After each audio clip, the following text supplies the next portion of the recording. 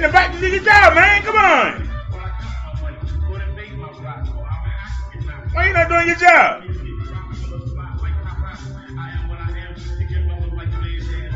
Where's the remote? Ridiculous, man. You gotta cheat. All right.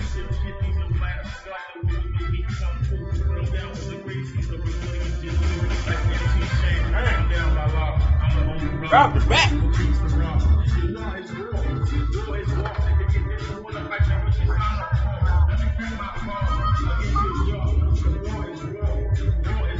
If you didn't want to fight, let me crack my paws.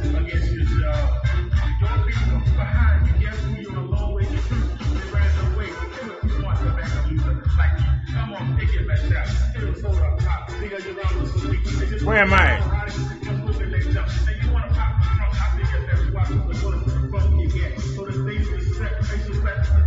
All right, let's get to it.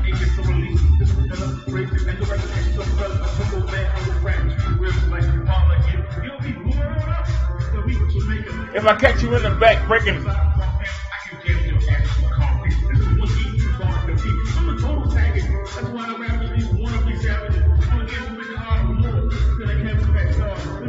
at least he gets paid.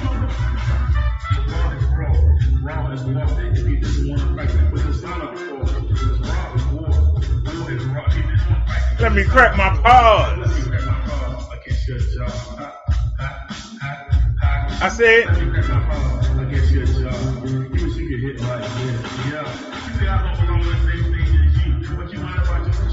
well, boo-hoo.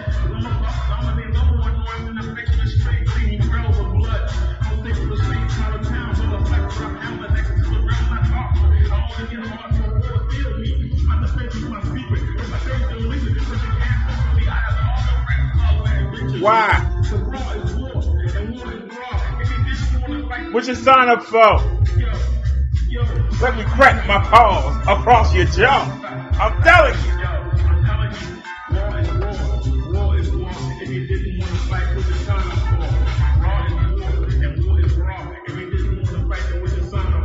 Let me crack my paws across your jaw. Come on now. Come on. Come on.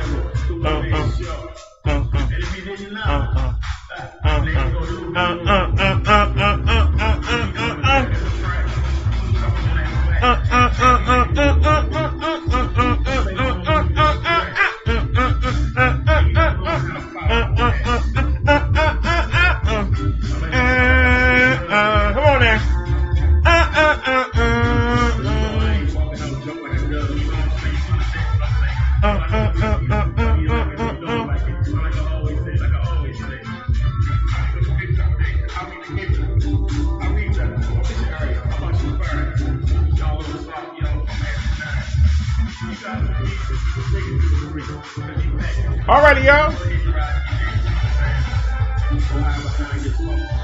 We got a new intro. So let's get it. That wasn't it. Part of it, but that wasn't it. We got two. Chun made one for us, and then I made one also off of hers.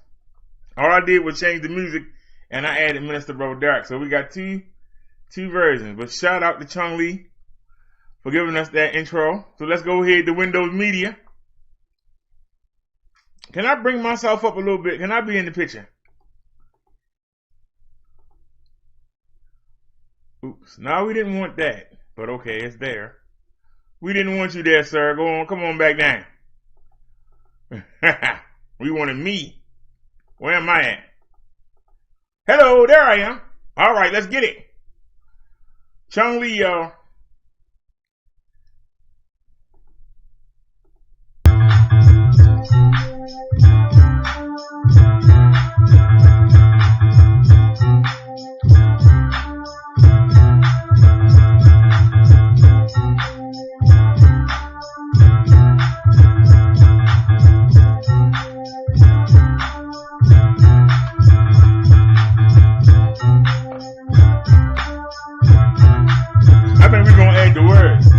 Ready, or are you sent heavy? It's a new day, let's try a new way. out what you've been missing. Are you ready or are you sin heavy?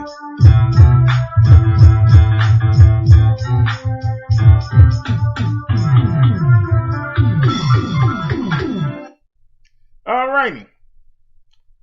That was Chung Lee's version.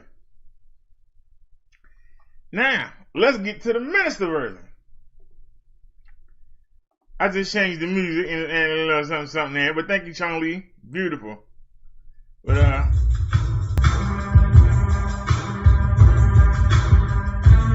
hey. Oh, that maybe.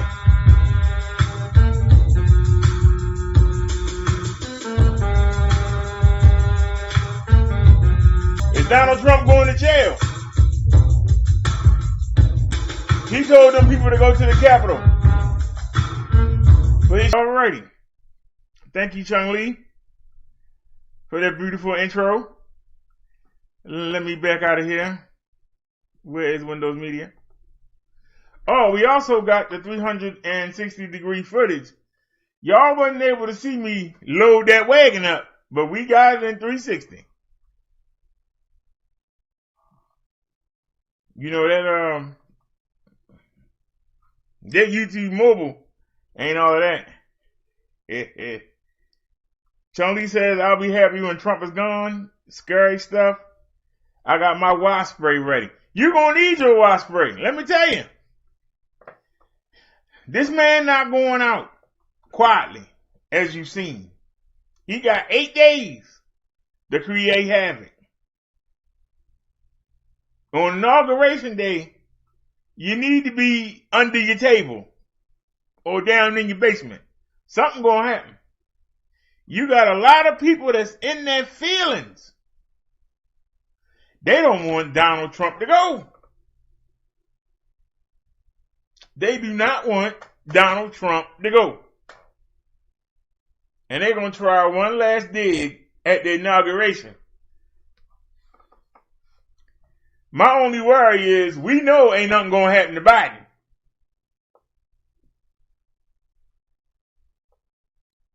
Because if they try to assassinate Biden, they're gonna have to assassinate Harris. Them right wingers ain't gonna want no emotional black woman as the president. So I think Biden is safe. But I do believe before the 3rd year, Biden gonna have to step down and Kamala gonna take over. We'll see. We will see. But if they do a good job, she might be going up against that guy, Ron, whoever in the Senate. And the people gonna remember that he didn't want to kick out no money. So, America, you got a decision to make.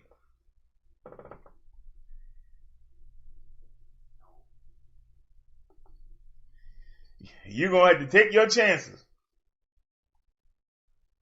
Because I don't think Biden going to run a second time. I think he's too old. We'll see. But you got a decision to make. A black woman or a man that says, screw you. I don't care if you can't put food on the table.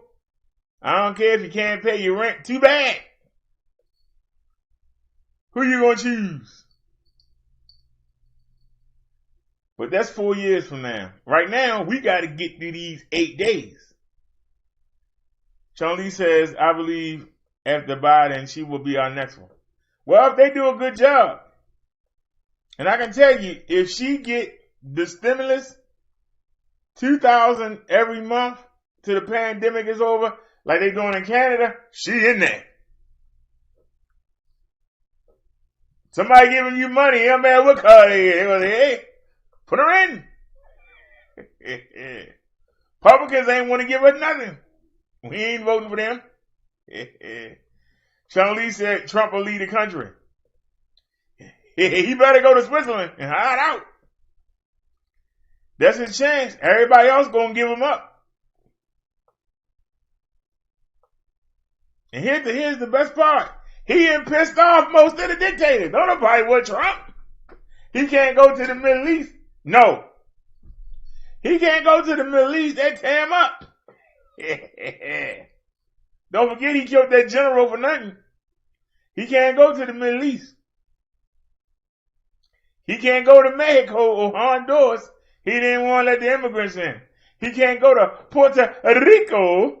He didn't want to get them the disaster relief money. He can't go to China. Where can he go? I guess he's going to Russia.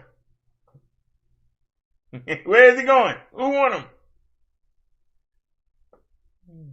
He ain't the president no more. He ain't no use to Putin.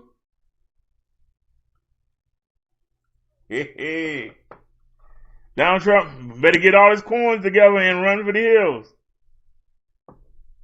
Like I say, I don't feel sorry for him. Some of y'all feel sorry for him. I don't. I don't feel sorry for the man. Some of y'all feel sorry for him. Let's get into a couple articles here.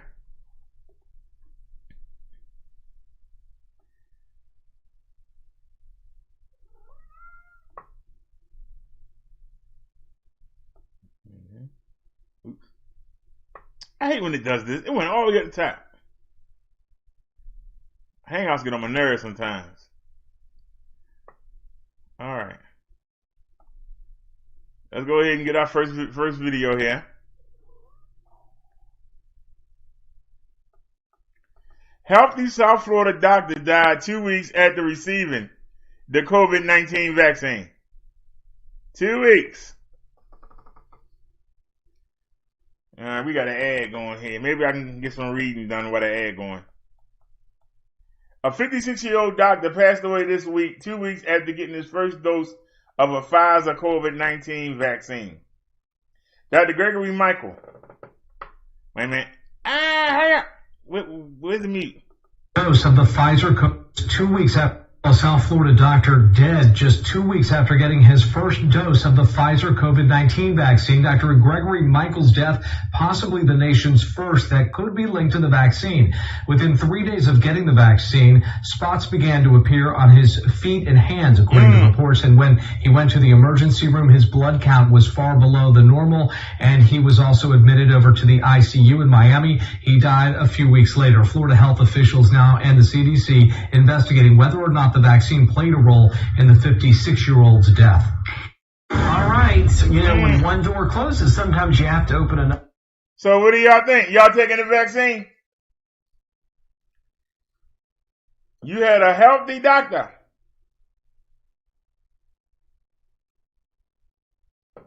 A healthy doctor. Can't say he didn't have good health care. Within 2 days of getting the vaccine, he started getting spots on his feet and hands. Was admitted to the ICU.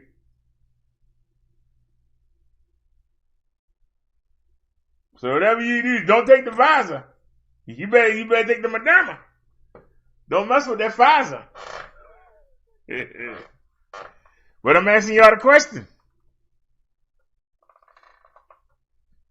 If they say in order to get your stimulus, you got to take the vaccine, will you be bribed into taking it?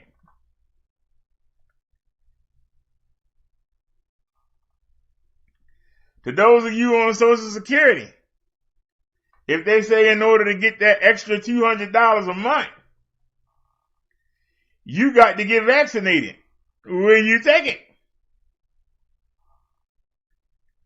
I ask the tough questions. Some of y'all will say no when y'all see y'all buddies out there shopping. And you sitting there with nothing in your hand. Chun says her son might this weekend, she's worried. This man was 56 years old in good health, and he was a doctor. Took the vaccine within 2 days, had spots on his hands and feet. A week later, he in the daggone ICU. And he died. Are you taking the vaccine? These are real questions here. Are you taking the vaccine? If you don't take the vaccine, well, can you be bribed into taking the vaccine? They'll pay your rent for a couple months. You take the vaccine. $2,000 a month if you take the vaccine. Those of you on Social Security, will you take the money?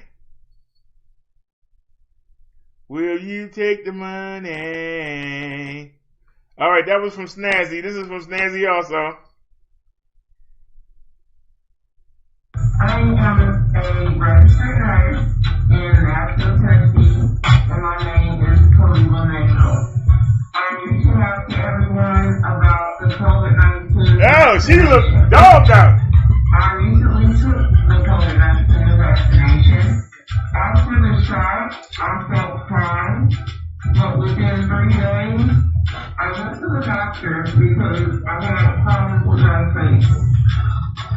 The whole left side of my face, actually. Nancy said 2 of her 6 sisters took it.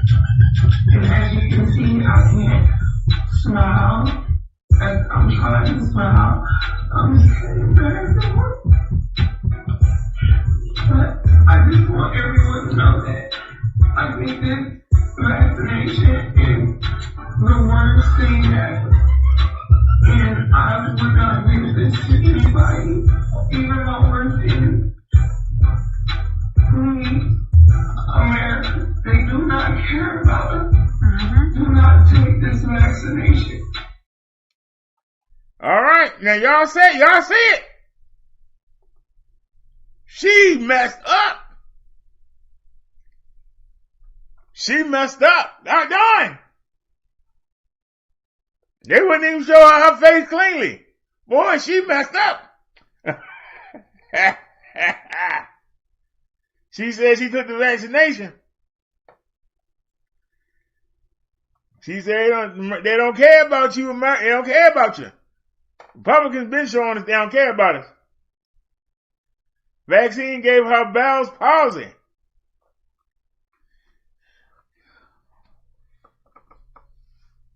Now, we had an article where they said that people that took both of the vaccines got Bell's palsy.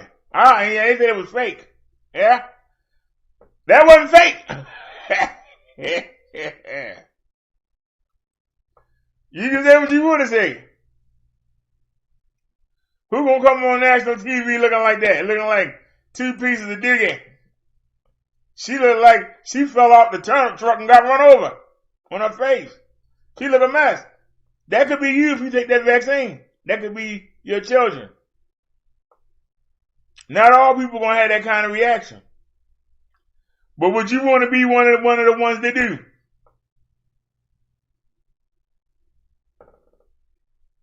If your whole personality is the way you look or the way you talk, you're going to lose that. You're going to have to find some other thing that make people forget. Why you...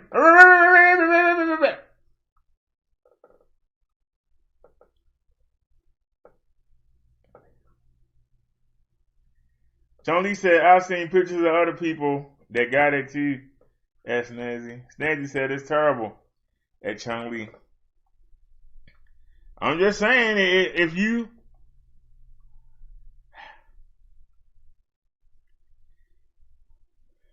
better make sure the person you with really love you and don't love you with the way you look.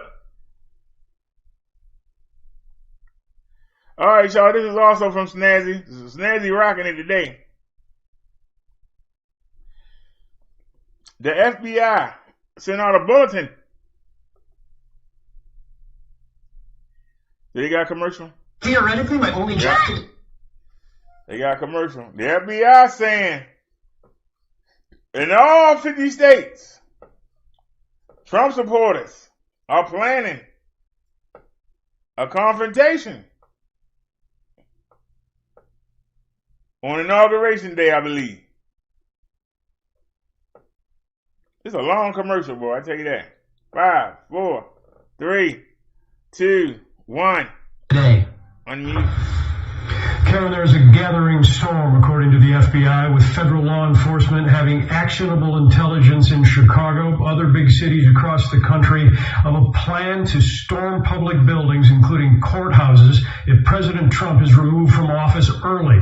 And the FBI alert obtained now by ABC News, citing information that armed protests are being scheduled at all 50 state capitals beginning January 16th and at the U.S. Capitol January 17th.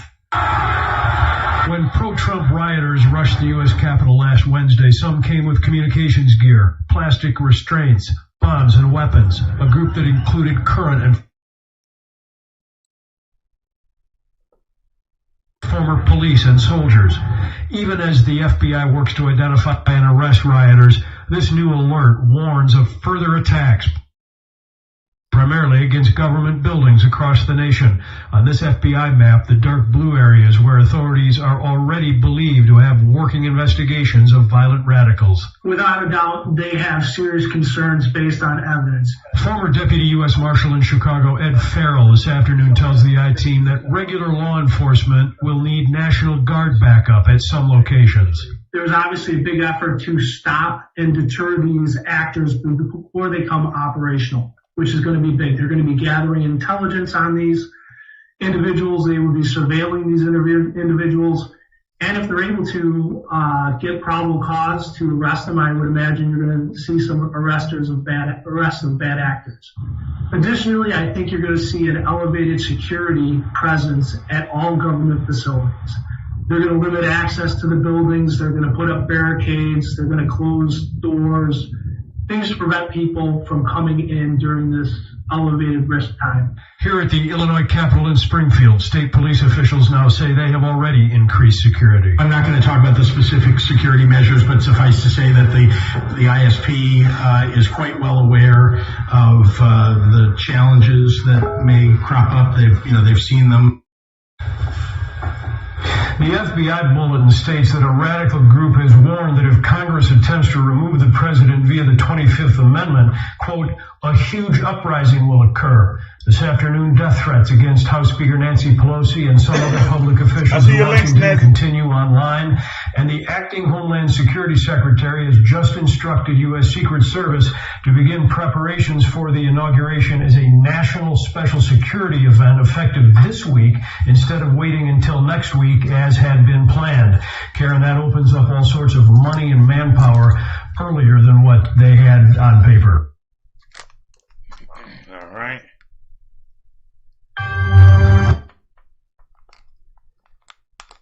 Chun said the lady in the Walmart that they were talking stuff like this, BD. All right, we got a new link from Snazzy.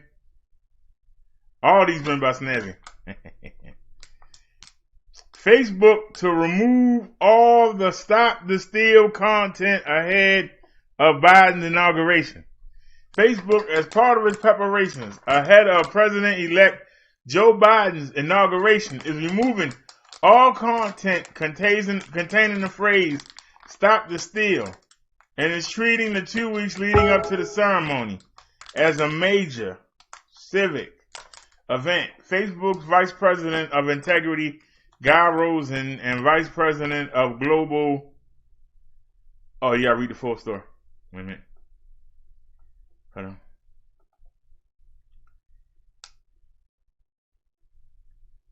Gotta find out where I was.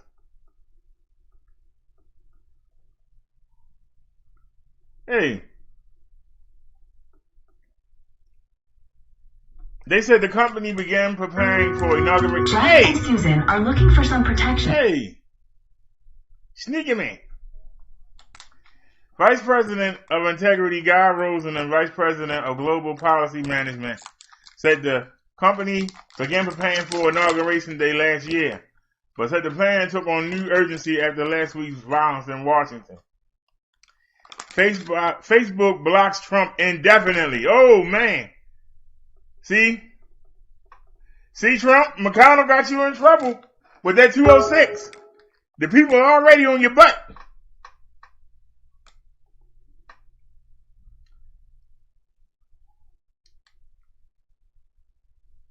All right. We got some new leaks from Snazzy. The state, you know, that 206 was for Facebook, Twitter, YouTube, Instagram, TikTok. It would have made these firms be suable. Like with the Russian man that killed his baby mama pregnant doing a prank. The family can't sue YouTube.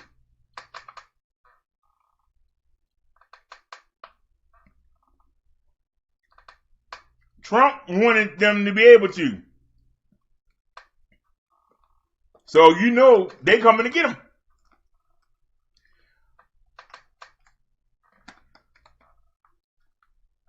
Facebook removed the original Stop the Steal group in November and has continued to remove pages, group, and events that violates its policies, including calls for violence.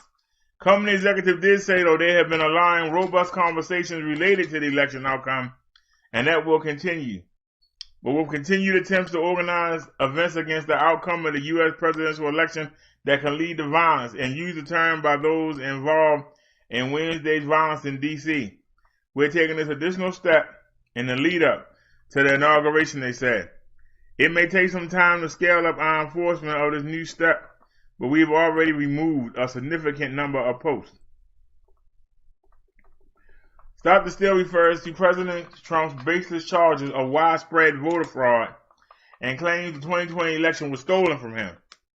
Facebook on Monday said they have continued to proactively reach out to federal and local law enforcement and are providing information in response to valid legal requests. As always, we'll continue to remove content, disable accounts, and work with law enforcement when there is a risk of physical harm or direct threats to public safety. This is all related to that 206. Cincinnati said, I will be sending a few stories tonight. We'll send them, honey. Chun Li says that lady, we already read that. All right, let's go back in.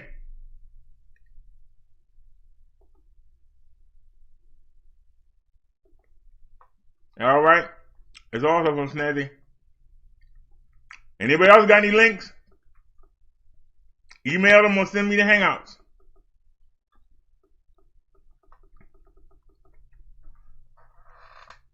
President Donald Trump's acting head of the Department of Homeland Security abruptly resigned Monday, leaving the post ahead of schedule as the nation faces a heightened terrorism threat from extremists seeking to reverse the election. The announcement by acting DHS Secretary Chad Wolf was perplexing. It came less than after a week pledged to remain in office and just 10 days before the inauguration of President-elect Joe Biden. Wolf cited a legal challenge to his leadership as a reason for his resignation, but that had surfaced months ago. For months we've known Chad Wolf has been serving illegally in his position. So the timing of his resignation from the department today is questionable, said Representative Bernie Thompson, chairman of the House Homeland Security Committee. He had chosen to resign during a time of national crisis and when domestic terrorists may be planning additional attacks on our government. Wolf, who had been serving in an acting capacity since November 2019 and was never confirmed by the Senate, said he was compelled to leave by recent events, including court rulings that found he cannot legally hold the position. He did not specify the other events or cite other factors. These events and concerns increasingly serve to divert attention and resources away from the important work of the department in this critical time of a transition of power, he said in a written message to his DHS employees. The resignation comes a day before Trump is set to visit the U.S.-Mexico border wall, Trump's signature political project and one overseen by DHS. Wolf's departure followed the abrupt resignation of other cabinet officials angered by Trump's role in encouraging the mob to storm the Capitol on January 6th over his false claims of election fraud. Wolf condemned the violent attack on the Capitol by Trump supporters, calling it tragic and sickening. He also said that he would stay at DHS until the end of the administration to ensure a smooth transition and help the department stay focused on the threats facing the nation. It's unclear what prompted him to change course, with the nation braced for the potential move for more violence ahead of the January 20 inauguration. The FBI has warned a plan for armed protests at all 50 state capitals in Washington, D.C. So, the man that's supposed to be protecting us from these crazy people resigned, leaving us hanging. Trump put him in, and Congress never approved it.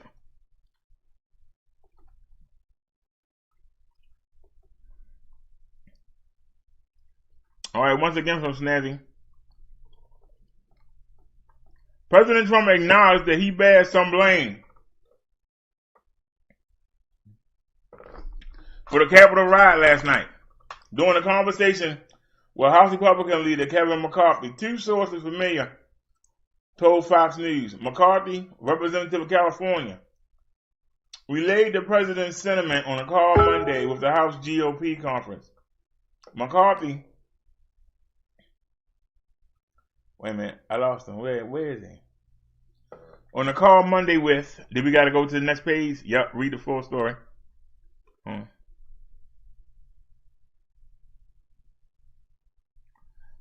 Trump acknowledged, wait a minute, is that video? Well, come on with the video then.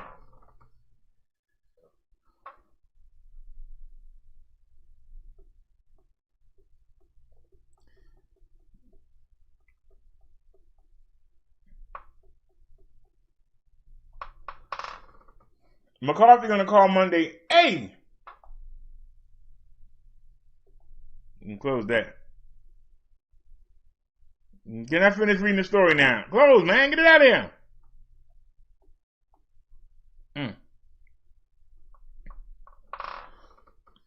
I'm sorry, y'all. The White House did not immediately respond to requests for comment. The riot left 5 people dead, including 1 Capitol police officer. The riot came after the president spoke at a rally last Wednesday, telling supporters that he would never concede and repeating unsubstantiated claims that the election was stolen from him and that he won in a landslide. During his remarks, he renewed pressure on Vice President Pence, claiming he should decertify the results of the presidential election and send it back to the states, claiming that if he did that, Trump would be president for another 4 years. Trump's remarks came ahead of a joint session of Congress to certify the results of the presidential election. As members of the House and Senate raised objections to certain electoral votes, both chambers called for a recess and left their chambers as pro-Trump protesters breached the Capitol building. Congress later returned and certified the electoral college vote early Thursday, formally giving Joe Biden his presidential victory. White House Deputy Chief of Staff Dan Scavino posted a statement from the president on Twitter early Thursday morning saying, "Even though I totally disagree with the outcome of the election and the facts bear me out, nonetheless there will be an orderly transition on January 20th. I've always said we will continue our fight to ensure that only legal votes were counted," Trump said. "While this represents the end of the greatest first term in presidential history, it's only the beginning of our fight to make America great again." House Democrats on Monday introduced an article of impeachment against the president, saying he cited insurrection. All right, I'm getting hit up on the Hangout. Let me take a look here.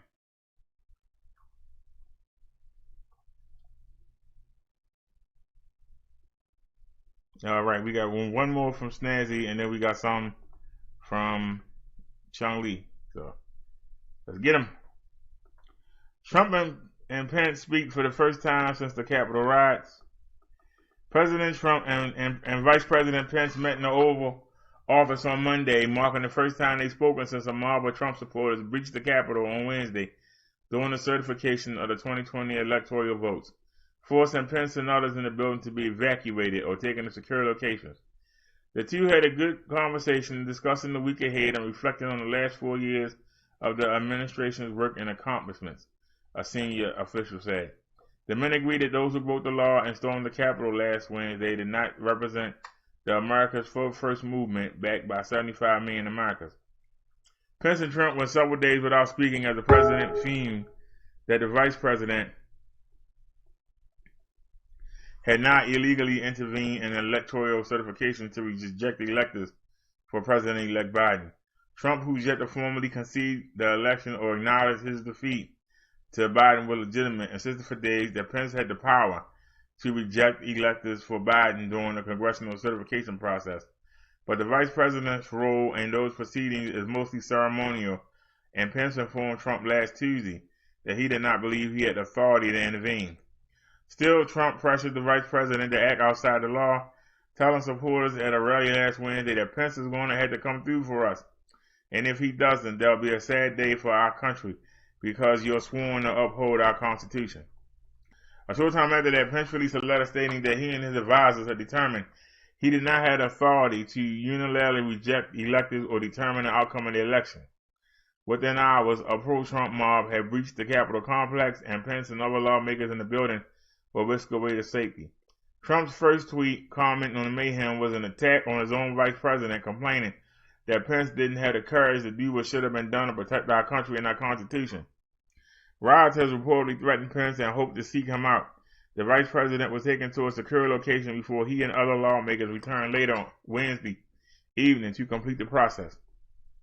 More than 100 individuals have been arrested in connection with the Capitol riots, including one man who was spotted carrying zip ties around the building and another who entered Speaker Nancy Pelosi's office. Multiple current and former White House officials have described the widespread frustration over the way Trump snapped at Pence. Some Trump allies have come to the vice president's defense since Wednesday's riot, most notably National Security Advisor Robert O'Brien, a longtime Trump aide, called Pence a genuinely fine and decent man. All right, let's see what else we got here. Let me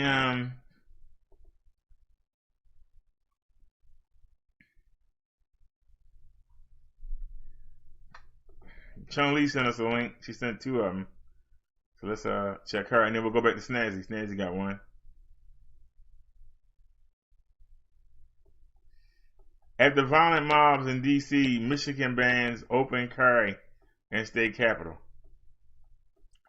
The commission that manages the common areas of the Michigan state capitol adopted a policy Monday that bans openly carrying guns throughout much of the building, but with little hope that the decision satisfies the needs of many. The Michigan State Capitol Commission voted 6-0 to adopt the new policy following the armed assault on the U.S. Capitol last week and protesters with guns swarming the State House last April. Under the new policy, only law enforcement personnel and people with valid concealed weapon permits may openly carry a gun into the Capitol. The commission opted against stricter prohibitions, arguing that its power to adopt the full ban appears sketchy and that it has no budget to take action such as installing metal detectors at public entrances. We have no authority to implement the infrastructure to go beyond that at this point, said Commissioner William Candler. We have no budget. We're not experts at security. The decision was wildly panned and faintly praised. On a normal day, hundreds of people walked through the Capitol, including groups of fourth graders, teachers, and parents on school field trips to learn about state government. That's why we must take action to ban all weapons at the Capitol to keep Michiganders safe, said Governor Gretchen Whitmer in a statement released by her office. I'm hopeful that the Capitol Commission will recognize the need for further action, and I stand ready to assist in implementing this policy to keep Michigan people safe. All right. And what was the other one?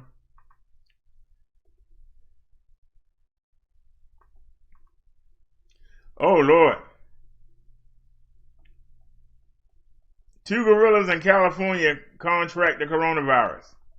Members of a troop of gorillas at the San Diego Zoo Safari Park in Escondido, California have tested positive for the coronavirus. Last Wednesday, 2 of the gorillas developed a cough and showed other mild symptoms, the news release said. Park staff tested the animals. A fecal examination detected the virus last Friday, and the results were confirmed by the Agricultural Department National Veterinary Services Laboratories on Monday. Aside from some congestion and coughing, the gorillas are doing well, said Executive Director Lisa Peterson.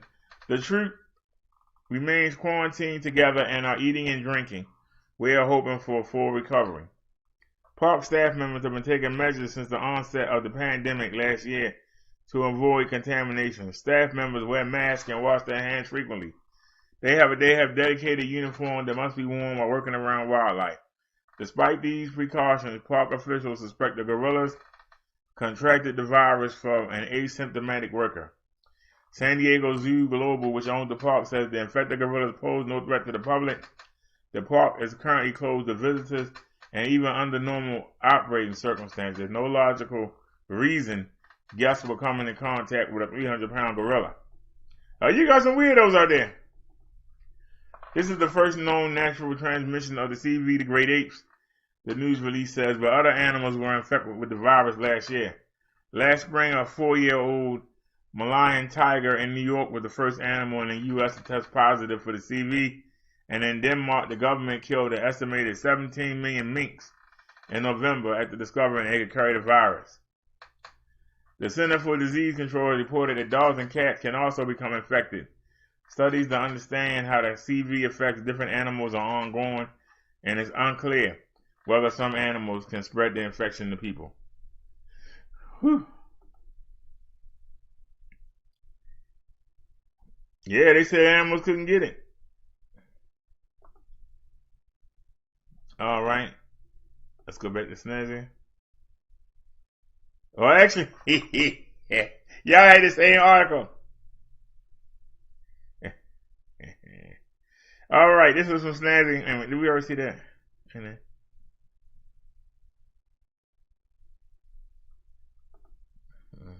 Twitter without Trump tumbles along with other tech shares. Ew. Shares of social media and other tech companies slid Monday, hit by the fallout from the siege on the U.S. Capitol by supporter of President Donald Trump. Twitter stock ended the day down 6.4% after the company on Friday permanently shut down Trump's account at Real Donald Trump, which had 89 million followers. The social network cited concern that the president would use it for further incitement of violence. Trump reported that he'd be building his own platform in the near future but will not be silenced. There's a growing risk for tech companies, especially those in social media, that Congress will attempt to collar them after last week's rampage in Washington, D.C. Some of the tech on the Capitol was discussed and planned on social media, giving new life to debate over legal protections given to companies like Twitter and Facebook. Section 230 of the 1996 Communication Decency Act shields companies that can host trillions of messages from being sued by anyone who feels wronged by something someone else has posted, whether the complaint is legitimate or not.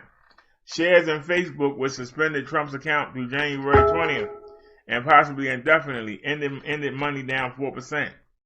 There was a protest outside of Twitter's headquarters building in San Francisco, but it was lightly attended. The building itself was largely empty because executives and employees have been working remotely for almost a year due to the pandemic. So who was y'all protesting to? Parler, known as a far-right friendly platform and cited for connections to last week's siege on the Capitol, was removed from the app stores of Google and Apple. Amazon booted it off its web hosting service just after midnight Pacific time early Monday. Shares of Apple, Amazon, and Alphabet, parent company of Google, all shed more than 2% yesterday. Trump supporters will argue that the actions of the technology company is a violation of free speech, and Trump has long tried to repeal Section 230. Though Trump's tenure ends in 9 days, power in the Senate has flipped to the Democrats, who have long begrudged the oversized influence of social media.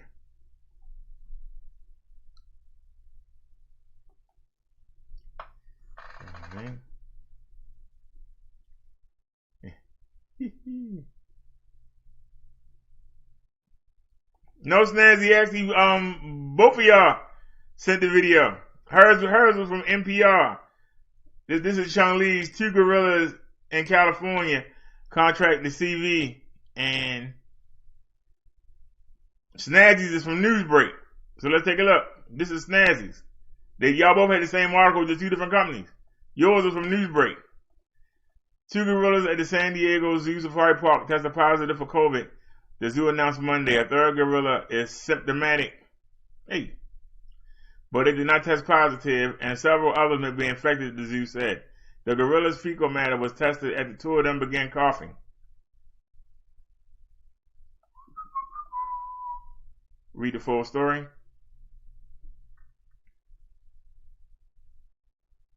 Come on.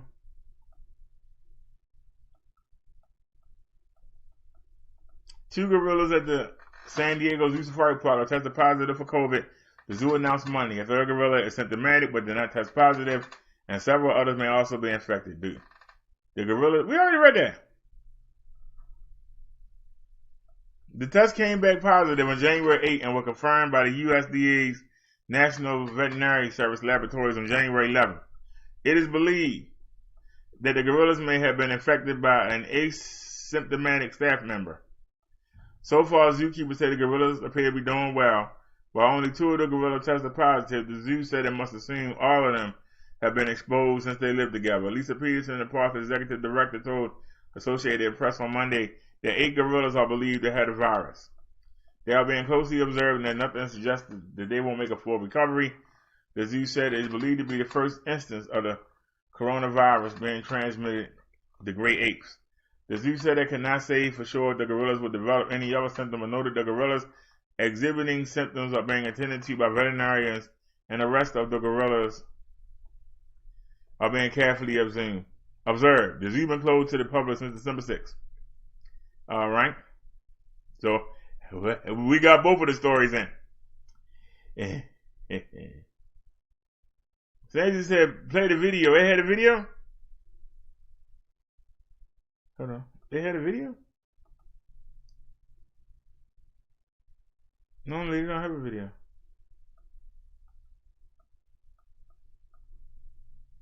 Read the full story.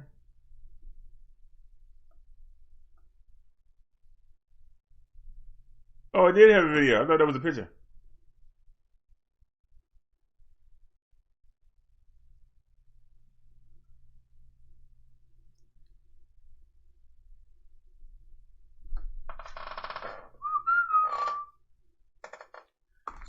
Give me a chance to eat a couple of these.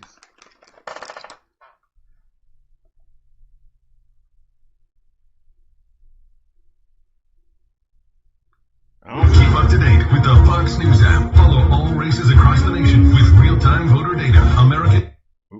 Commercial.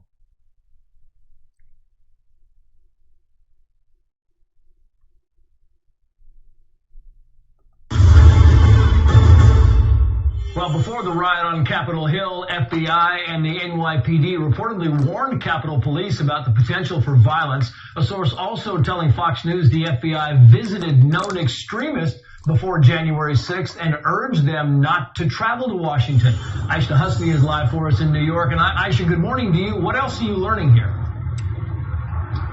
Trace, good morning to you. What we're learning is yet another huge blow to Capitol Police, a department that's already facing immense fire. According to a source familiar with the situation, that source tells FoxNews.com that the FBI not only visited pro-Trump extremists, but also urged them not to travel to D.C. At this point, Trace, it's unclear how many supporters were contacted or how long before Wednesday's rally at a riot, but this is big because it is the first indication, really, that federal authorities were tracking what was coming. And NBC News reporting the FBI and the NYPD warned Capitol Police about the potential of violence. We've reached out to the FBI. They have told us that they right now do not have a comment on this story, and we are still waiting to hear back from the NYPD. Capitol Police, as you know, is under scrutiny for failing to prepare appropriately for the pro-Trump demonstrations in Washington. Several lawmakers condemning their response. House Speaker Nancy Pelosi calling it a, quote, failure of leadership, leading to the resignations of the department's chief and the Senate Sergeant at Arms. The FBI has now arrested dozens of people in the last couple of days with some 40,000 tips, including videos and photos pouring in from the public. There are a lot more to come too. This is just the tip of the iceberg. We're looking at all charges, everything that we can possibly look at. And Trace, local station New York One reporting here that the NYPD is now looking into whether one of their own was at the Capitol riots. We are trying to gather as much information about that as we can. We'll bring it to you as soon as we know it. Trace? Aisha Husky, live for us in New York. I should thank you. That's crazy.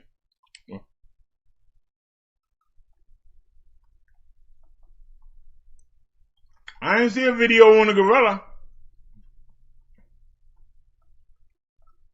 That was a different video, but a good one. That was a good one.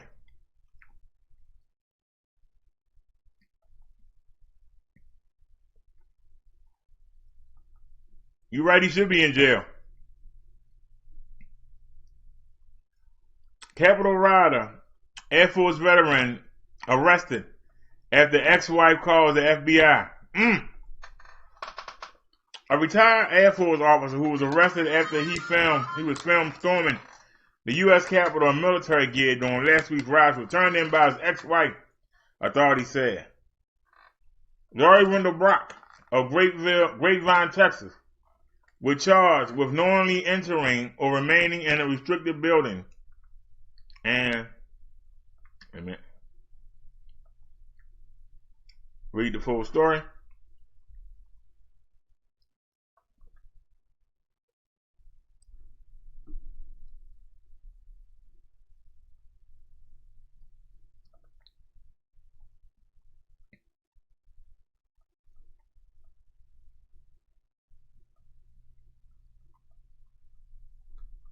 His ex-wife, who he was married to for 18 years, called the FBI National Threat Operations Center to report she recognized him in photos taken inside the Capitol building during the deadly January 6th riot.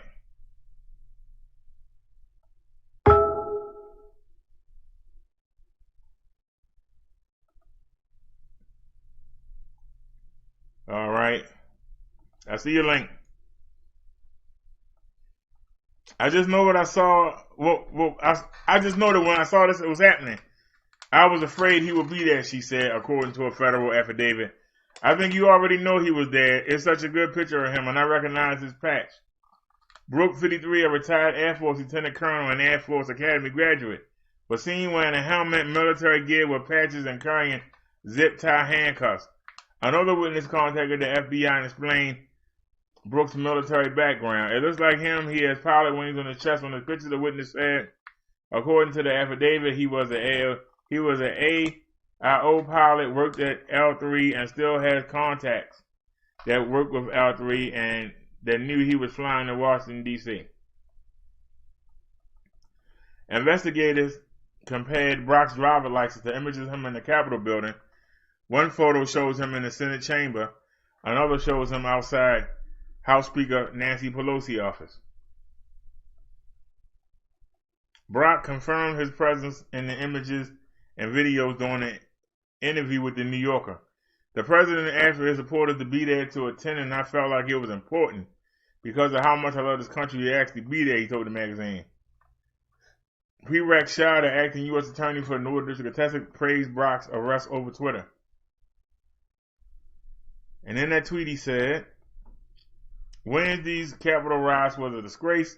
Forcibly storming a government building is a shocking betrayal of the rule of law. The Northern District of Texas is proud to partner with the District of D.C. to hold Larry Brock accountable for his actions.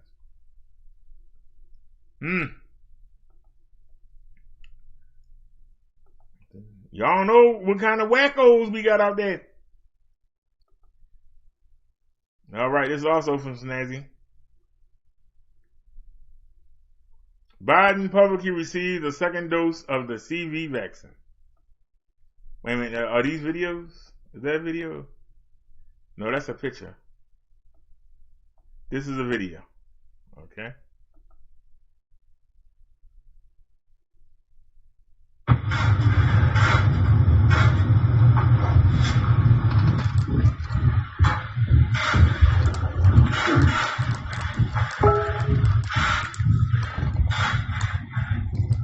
Joe Biden ain't in the best shape.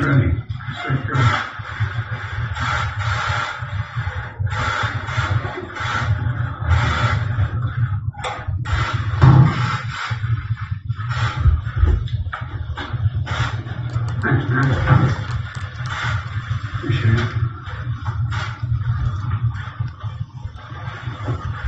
Mr. President-elect, do you still have confidence in your COVID team that they will be able to vaccinate 50 million Americans in the first 100 days? I do. Let me make a couple brief statements.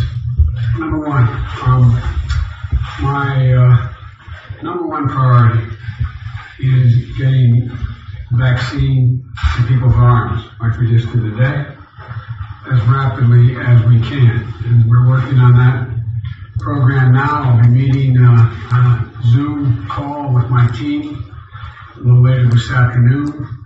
I have put together, which I'll be announcing on Thursday, laying out the plan, the cost of how I want to proceed, the cost of what we have to do to be able to get the entire COVID operation up and running.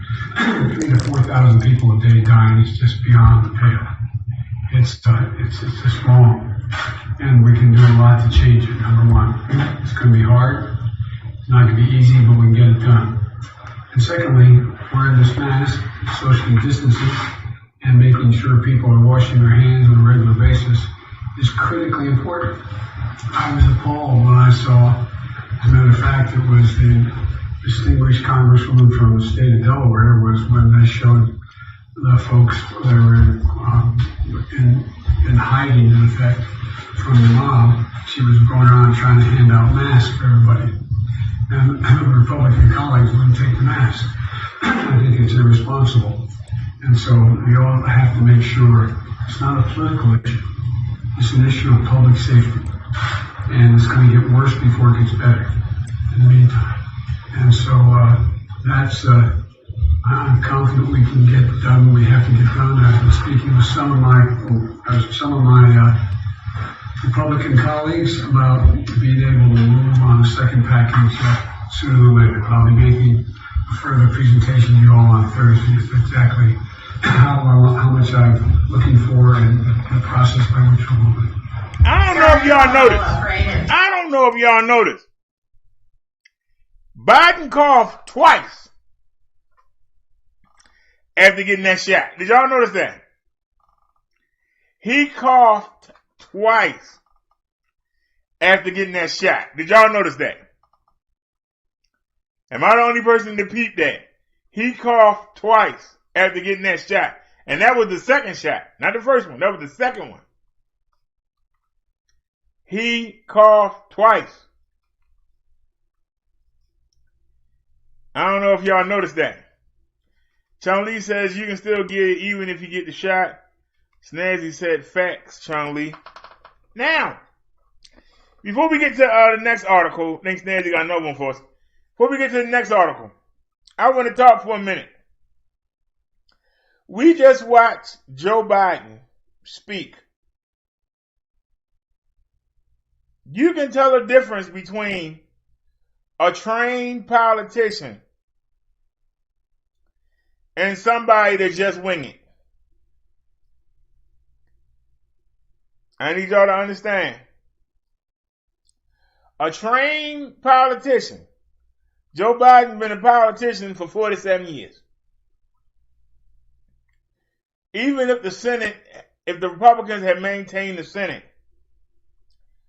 Joe Biden has a rapport with at least 70% of the Republicans in the Senate because he was vice president for 8 years and he was a senator years before that. You all understand? He's been in the Senate since he's been in his 20s. He was in the Senate. Do y'all understand? Joe Biden is more presidential than Donald Trump could ever hope to be. Now, some would say that that's a bad thing.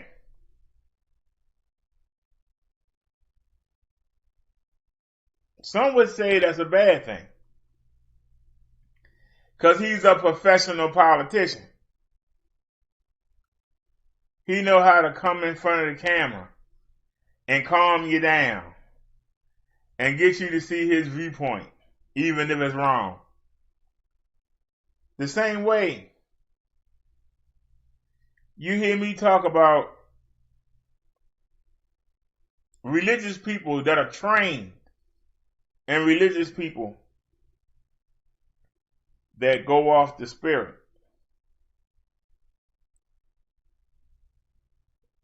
I could go under the wing. It's 8 churches that I can walk to around here. I can go join one of their little mentorship programs. I don't want to be trained.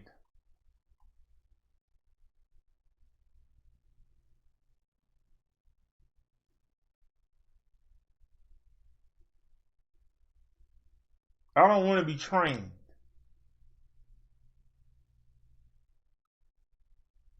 To be a minister. The same way Donald Trump was not trained to be presidential. But Donald Trump was trained to be a businessman. And he tried to take business and tried to bring that to the White House. But Donald Trump is not going from his spirit and doing his deal under the president. He's going from his selfish desires and the cutthroat tactics that he used in the business world. He tried to use them in the presidency. There's a difference. It wasn't like he always felt like he should be the president and he wanted to come and serve the people and do for the country. No, he tried to come in and tried to run a country like it was a business. That's not from the spirit.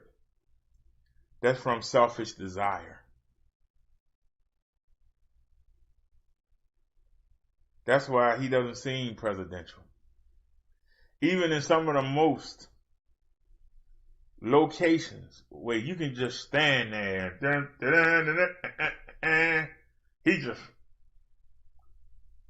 he doesn't fit in. It's not him. He's trying to pretend to be something that he's not. But he ain't been trained. Biden has been trained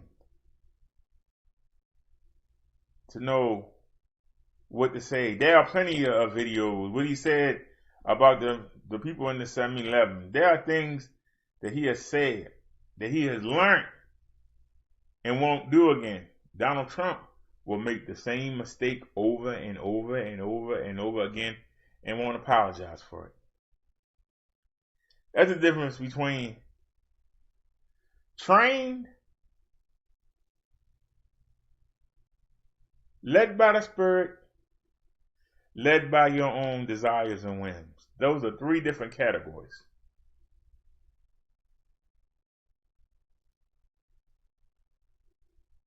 Some people on YouTube, because they know BROTHA, will never see me as a minister.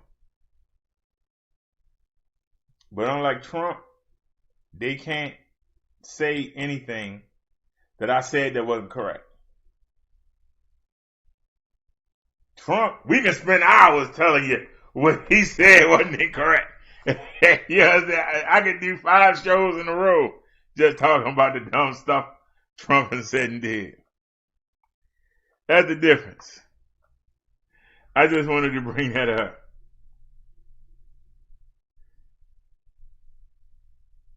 Snazzy says, higher up in chat.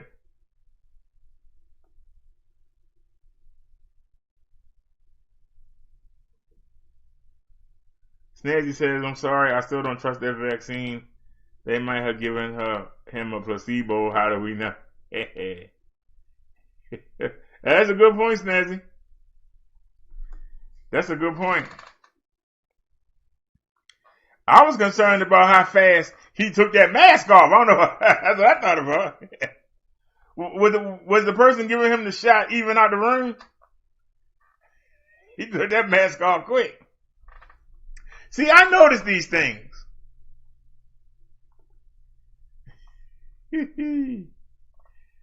All right. We got another story.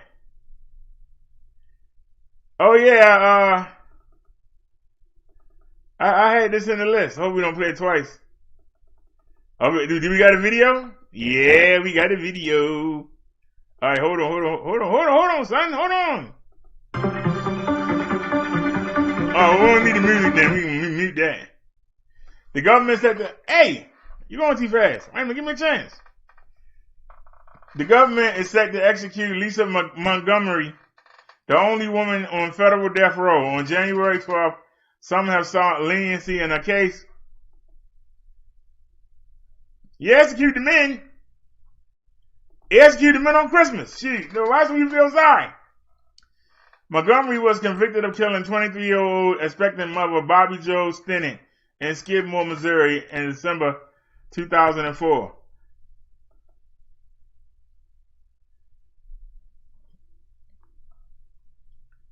And we ain't took care of her all this time.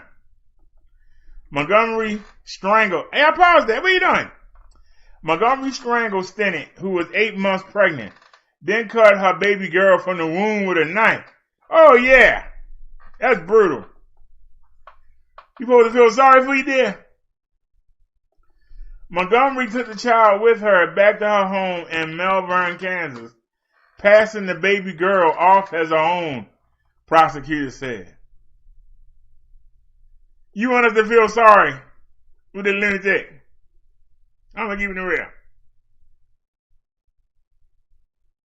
Victoria Jo Stinnett, baby of slain mother Bobby Jo Stinnett, is seen in this 2004 image released by MSNBC. Look at the little baby. The child, Victoria Jo, survived and is now 16 years old. She is living with her father and other family members.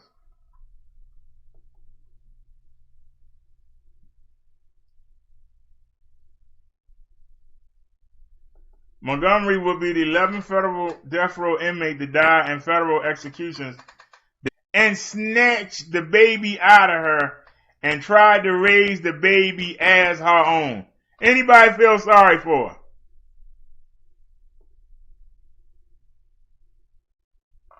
Why am I frozen on the picture? Ain't nothing wrong here. Why was I frozen on the picture?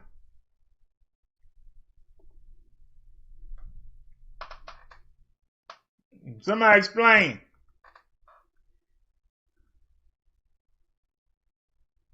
Hold on a second.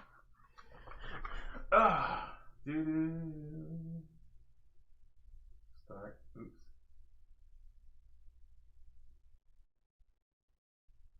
I don't know why we're doing 94. We should be doing better than that. Anyway. Somebody explain to me. She was sentenced to die. Somebody explain to me why her sentence should be commuted. I'll listen. She cut another woman. She killed her. Cut open her body and yanked out the newborn fetus and tried to raise the child as her own. That is cruel and inhumane. So I ask y'all, do y'all think that she should be able to escape her punishment? There are some people that say that we don't have the right to kill. Well, if that's the case, then the woman that got shot in the Capitol House shouldn't have been shot. You had to go all the way back to the biblical days and tell them when they used to stone people that you can't do it. Society has laws that should not be broken. Now, fortunately, the baby survived and she's now 16 years old. That means we have been paying for the upkeep of this lunatic. Because for you to cut somebody open and take a baby out of them, you crazy. And you can talk to me all day. I don't want to hear about no Munchausen or nothing.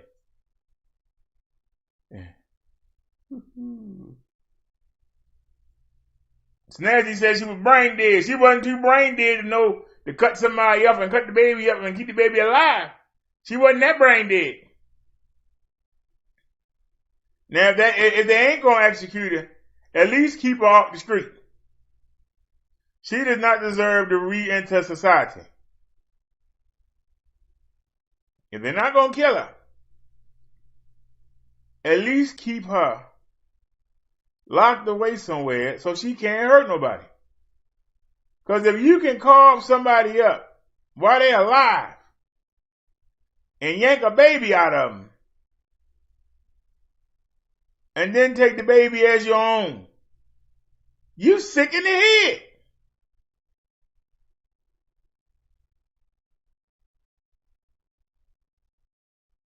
Sick in the head. You don't deserve to be walking around society. So whether you agree with the death penalty or not, I agree that lady don't deserve to be in normal society. Maybe she should be locked up with some other lunatics and they can carve each other up. Maybe we can get justice that way.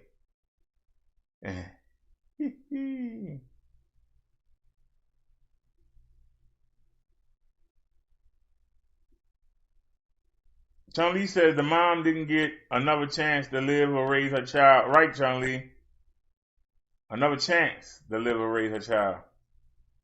Snazzy says at MBS, that's what they trying to say to save her. I don't agree. I don't care if she was abused. Everybody been abused in some kind of way. You don't go out there and carve somebody up. She carved that woman up while she was alive and cut the baby out of her. You know how and because she a woman, you supposed to feel sorry. She didn't feel sorry for the woman she carved up. She didn't feel sorry for the little baby woman that was lucky to survive being cut up out there in the daggone woods. Anything, any kind of mold or spores or bacteria or something could have infected the umbilical cord and killed the baby. Very fortunate that the baby survived.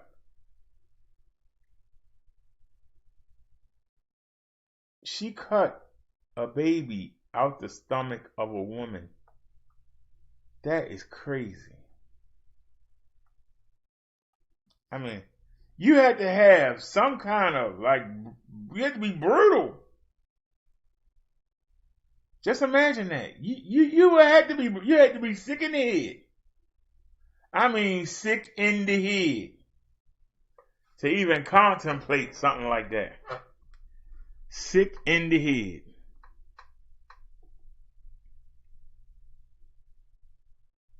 All right, I think that was the last of Snazzy articles. Wait a minute. I got some that I had. We got to find them. Hold on. I had put some articles together. All right, we ain't heard them in a while. It's Jimmy. No, you got a commercial. Let me make sure y'all can see it. Let's see what's going on. This man gonna talk about everything but the stimulus. Guys, it's Jimmy here with your $600 second stimulus check update and $2,000 third stimulus check update, as well as related news. Let me know how it's going for you guys today. It's been another crazy week. It's already starting. Yeah. If you're new to the channel, make sure to subscribe down below so you don't miss out on new updates, and hit the like button for us down below. I really appreciate it, and thank you, every single one of you guys, for your support. The Republicans are facing a lot of backlash right now over the last several days as a new wave of corporations are cutting off donations to both President Donald Trump, his campaign, and related GOP, aka Grand Old Party, Republican members. Marriott, Blue Cross and Blue Shield, and Shopify are just among of the few companies that are cutting off Trump and Senator Josh Hawley and other Republicans who objected to certifying Joe Biden's electoral votes and the electoral campaign, which some say led to the riots and the protests. Well, I guess that's fair to say. But now corporations, as well as Facebook, Twitter, and Apple, who have suspended multiple social media platforms from the right, and a lot of Republican backlash going on right now. And that same theme is going on in Congress as House Democrats have now officially introduced impeachment articles against President Donald Trump for, quote, inciting an attack on the U.S. Capitol. And House Speaker Nancy Pelosi says that the impeachment vote could happen in as early as 48 hours. And, well, honestly, we're just a divided country right now. Nothing's going well right now for the United States, except for the fact that we did just... I want to understand y'all something. Why does Donald Trump not want me to get my daggone bike and be free and be able to get out this little circle I'm stuck in? Why is every time I turn around, Donald Trump is always getting in the way of me getting my bike? Seriously. The man on his way out, all everybody was talking about was kicking out the rest of that $2,000 stimulus. Now, thanks to Donald Trump and them crazy people, all they talking about is him getting impeached. Everybody was the stimulus. Now they talking about him being impeached. So now we gotta wait while they go through all this impeachment crap, and he not gonna be impeached. It's a waste of time. Stop fooling with Donald Trump and pass the stimulus so I can get my daggone bike. Stop playing around. Time I turn around, this man just won't go away. This man like the flu. Soon as everybody in the house is clear of it, one person come down with it. Then everybody else got it again. Like, God darn. Donald Trump, go. Go sit in the White House. Go play your golf. Do whatever you got to do. Just stay out the news, man. Just go away peacefully, please. Go away peacefully. That's all I ask. God darn. I'm sick of you. Get a $600 stimulus check out, and they are working on the $2,000 stimulus check. The Biden administration has announced that they are working on the third stimulus check package, the third stimulus package that we're likely to see here this week, at least announced this week with the details of it. They're also saying that on day one of Joe Biden's presidency, which is January 20th, which is now 9 days away, or possibly less than 9 days, depending on the amount of hours you're calculating here, that one of the first things of order is going to be a flurry of executive orders. And we're hearing lots of rumors about what might be included in this, including a student loan payments pause starting on day one of his presidency. In addition to that, on student loan forgiveness has become an actual reality here. Chuck Schumer, who will be the Senate Majority Leader now that Mitch McConnell has lost the control.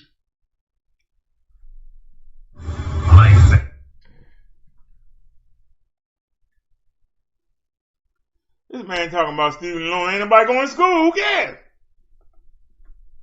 Control of the Senate has just recently, as early as last month, pushed Joe Biden ahead of time, saying that he can cancel up to $50,000 of student loans forgiveness per person, up to $50,000 simply through a presidential executive order.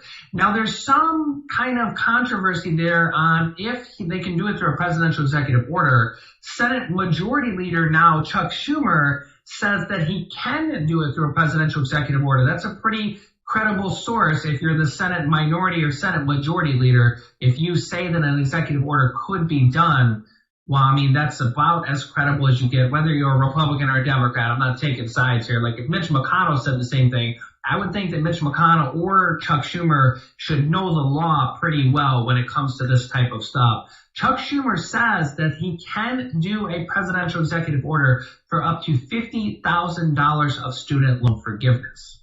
Now, Joe Biden has said that he is in favor of at least $10,000 in student loan forgiveness. Honestly, I think we're going to see at least $10,000 of student loan forgiveness. But the real question is going to be, is it going to be in this next third stimulus package?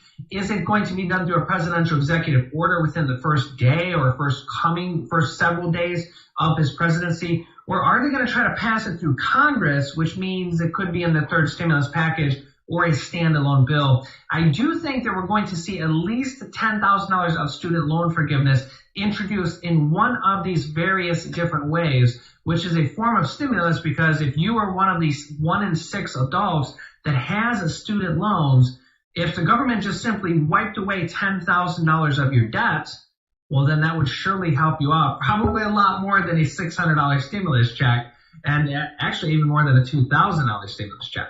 Also, I need to mention that the FBI is warning against, quote, armed protests being planned at all 50 state capitals. Hey, that's what I'm talking about. This man, what we talking about, the stimulus. This man doing my job. We ain't already covered that stuff, man. We didn't come here for that. We came here to find out what's going on with the stimulus. All right, Snazzy sent us a link. Gonna make us go rehash the same stuff we ain't already done. That ain't your place, boy. Your place is to talk about the stimulus. Stop trying to do my job.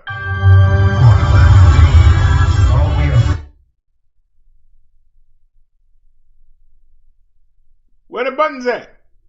There they go.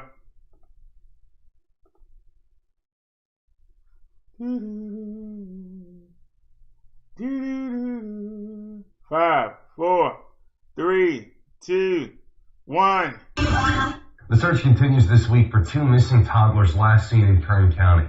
Dozens of volunteers joined law enforcement on Sunday to help search the desert for Orson and Orrin West. The kids' adoptive parents told police they last saw the toddlers in their backyard of their California city home on December 21st. No suspects have been named yet in this investigation. The couple's 4 other kids have been taken into protective custody during the investigation into the toddler's disappearance. TV isn't just... Why do people leave small kids unattended? I don't understand. They must live in La La Land. We're not in La La Land. Somebody need to tell these Dorothys that we not in ours. You can't do that. You just can't. You can't do it.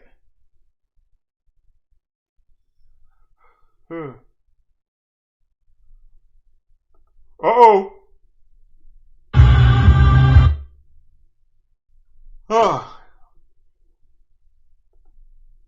North Texas attorney who admits he was at the Capitol yesterday when the protest turned into a riot has lost his job, and there's no evidence he went into the Capitol, but his employer confirmed to Fox 4 his participation yesterday crossed the line. Fox 4's David Santendry has more. Yeah, Heather, that North Texas attorney posted video and photos while in the thick of those protests. Hey! Ain't that the guy that used to be on Manly Man, Manly Man, Manly Man, Man, Man, Manly Man, Manly Man, Man? Isn't that the brother? Outside of the Capitol. Again, it is unclear whether or not he participated in the rioting. None of that is shown on his social media images, but his employer does tell us that because of the participation they did see, right now he is no longer employed. A North Texas attorney is no longer employed because of videos he shared on social media which show him protesting outside the Capitol building Wednesday. The fact that they will not let us inspect any of the ballots or the machines should tell you something. Paul Davis is one of thousands who protested unsubstantiated claims of election fraud outside the Capitol. He says in a video he posted, he was trying to get inside. We're all trying to get into the Capitol to stop this, and this is what's happening. They're tear gassing us. A screen recording of Davis's video was posted to Twitter by journalist Roger Sollenberger, who writes for Salon out of Austin. Sollenberger identified Davis as Associate General Counsel at Goosehead Insurance. More than 1.7 million views later, Davis is out of a job. Goosehead Insurance, located in Westlake, on the border of Denton and Tarrant counties. All right, who cares? I want to talk about what he said. He said that he wasn't allowed to go in there and check the ballots out. Who the hell are you? Who are you, sir? We have people to handle that situation. Why do you need to go in there? If you're a lawyer in the courtroom, you don't want people that's sitting in the audience to be able to come up there and move you out the way. Why do you feel, and you and them other 300 people that were there, why you feel you should be able to come in there and bother those voter workers? You wouldn't want them bothering you on your job, but you believe that you can go bother them on their job. You might be a lawyer for a company, but what power do you have in a presidential election? Why should you be allowed to go see anything? I'm just asking the question. Anybody want to answer that? I just want somebody to answer the question.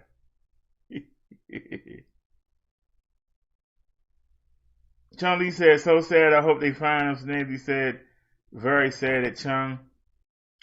Chun Li said they are idiots. Nancy said they need to mind their own business.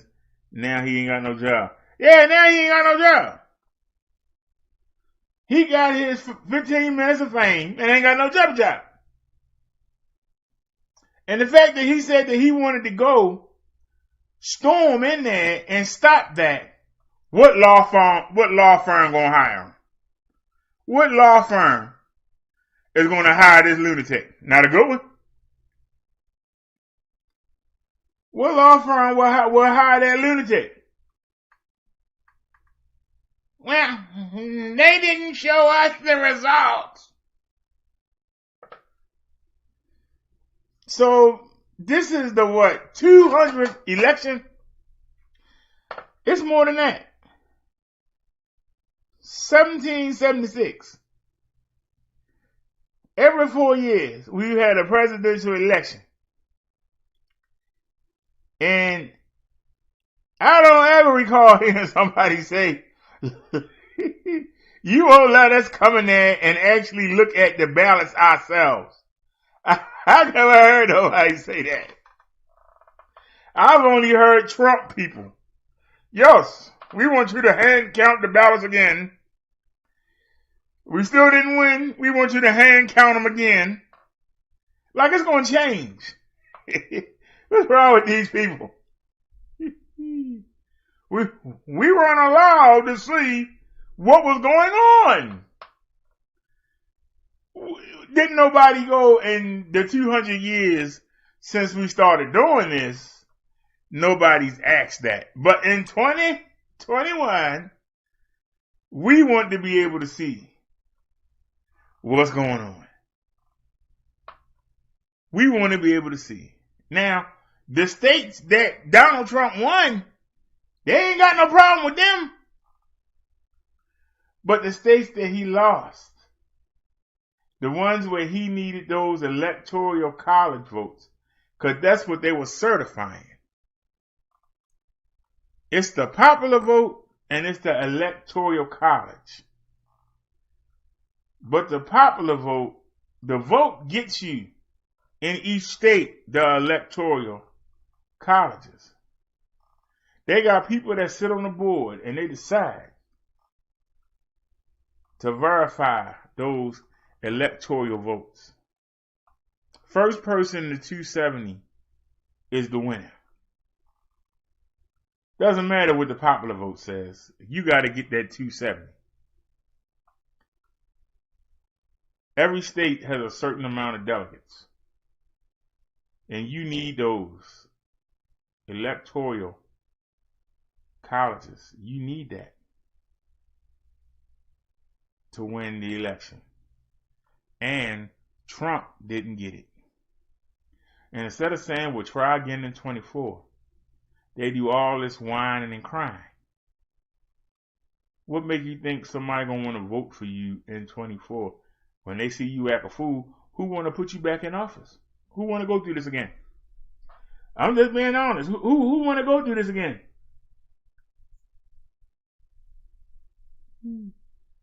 Chun says no one did it for Gore, and Snaggy says exactly. You're right. I don't even want to hear them more from the dweeb. The dweeb. Dweeb, dweeb, dweeb, dweeb, dweeb. Dweeb, dweeb, dweeb, dweeb, dweeb. Alright, we got another one from Snazzy. I hope it's a video. I don't want to read this story. Human remains found near Rosamond. Bone found in Bakersfield. Wait a minute. Bone found in Bakersfield, neither related to two missing boys in California City. This thing got enough ads. Goddamn, son.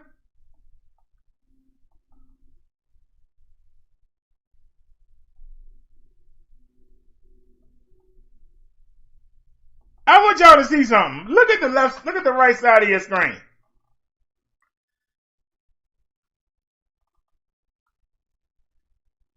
Now we just, I'm waiting on, well actually it came today.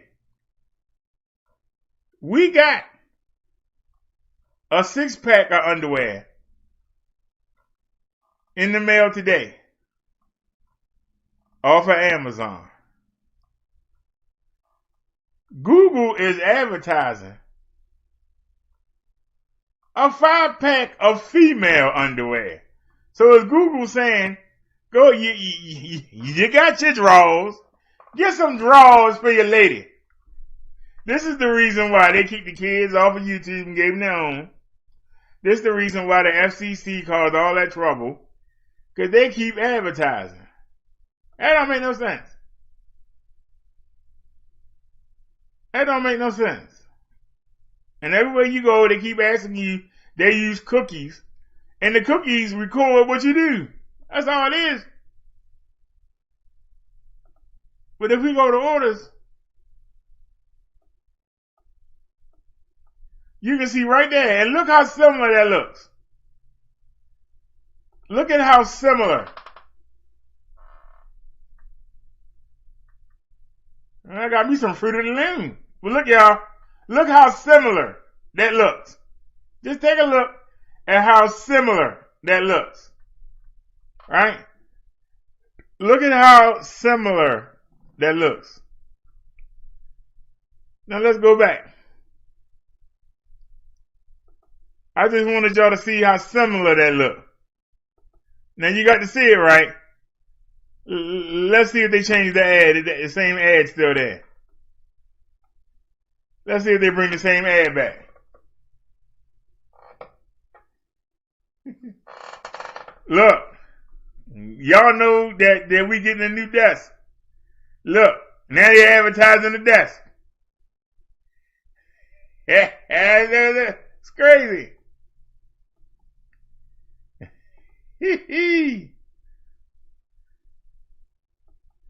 They ain't gonna learn. They say they're making too much Search money. parties are getting smaller, but there are still a few people looking for the two boys. Today, one group in Bakersfield found a bone that appeared to be a human foot, and some hikers near Rosamond stumbled upon human remains. The search for 3-year-old Orson and 4-year-old Orrin West continues almost 3 weeks after they were reported missing. These are two little babies. This group of Bakersfield residents has gone out to search almost every day this past week. They scanned the roads and fields near the Casa Loma apartments in East Bakersfield. We're searching for the missing boys. Why they search in California City, we just feel like we need to search here because this is by the previous address that they lived. They've seen a few questionable items, but they called Bakersfield police after seeing this. In unearthing or removing some of the bush, we came across what looks like a remain of some sort. Don't know if it's animal, human. To me, it kind of looks to be human, but I'm no expert, so I don't really know. Police came and took a look. They consulted the coroner, who determined that it seemed to be a bone from a goat. We're just going to continue to search every field, canal, empty field, reservoir in the area that we can, just to cover all bases because these boys need to be found. But they weren't the only ones that saw something. Hikers called police after finding remains near Rosamond, around 30 miles from California City. They were right off Highway 14 at the intersection of Frontage and Dawn Roads.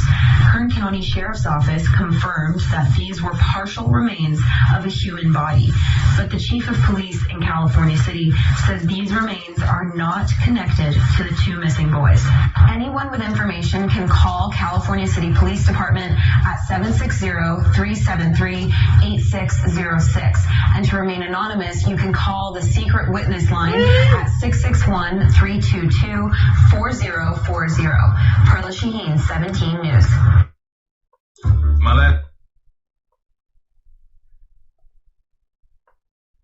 All right, let's hit the chat.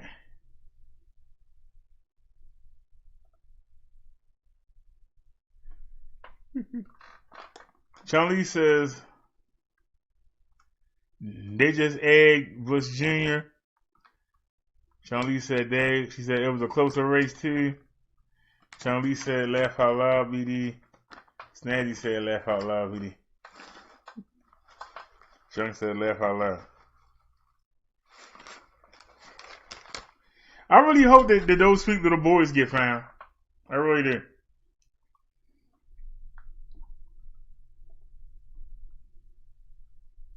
Let's go see what else we can get into.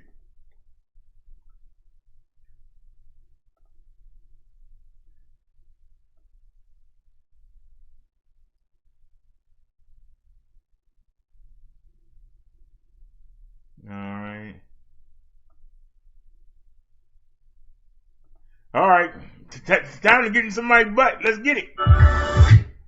It's time to get in somebody's butt. General Daniel Hokanson, who's chief of the National Guard Bureau. So, General, let's start with what former Capitol Hill Police Chief Stephen Sun told the Washington Post. He said that at 2:26 p.m. the day of the attack, he was on a call with D.C. government and Pentagon officials, including the director of the Army staff, and he made a, quote, urgent, immediate request for National Guard assistance. I have got to get boots on the ground, unquote. He says Lieutenant General Walter Pyatt, director of the Army staff, said he could not recommend that his boss, Army Secretary McCarthy, approve the request. Quote, I don't like the visual of the National Guard standing a police line with the Capitol in the background, he said. Again and again, Sun said, the situation is dire. He said he was ignored for hours. Why? No, Jake, I don't know the answer to that. But what I do know is that when Secretary McCarthy did get the request, what they did is they took the National Guard forces from the D.C. National Guard that were on duty, and they brought them from their locations around the traffic control points and the metro stations, brought them back to the D.C. Armory to get them properly equipped so that they could support the law enforcement officials that actually went back into our nation's capital.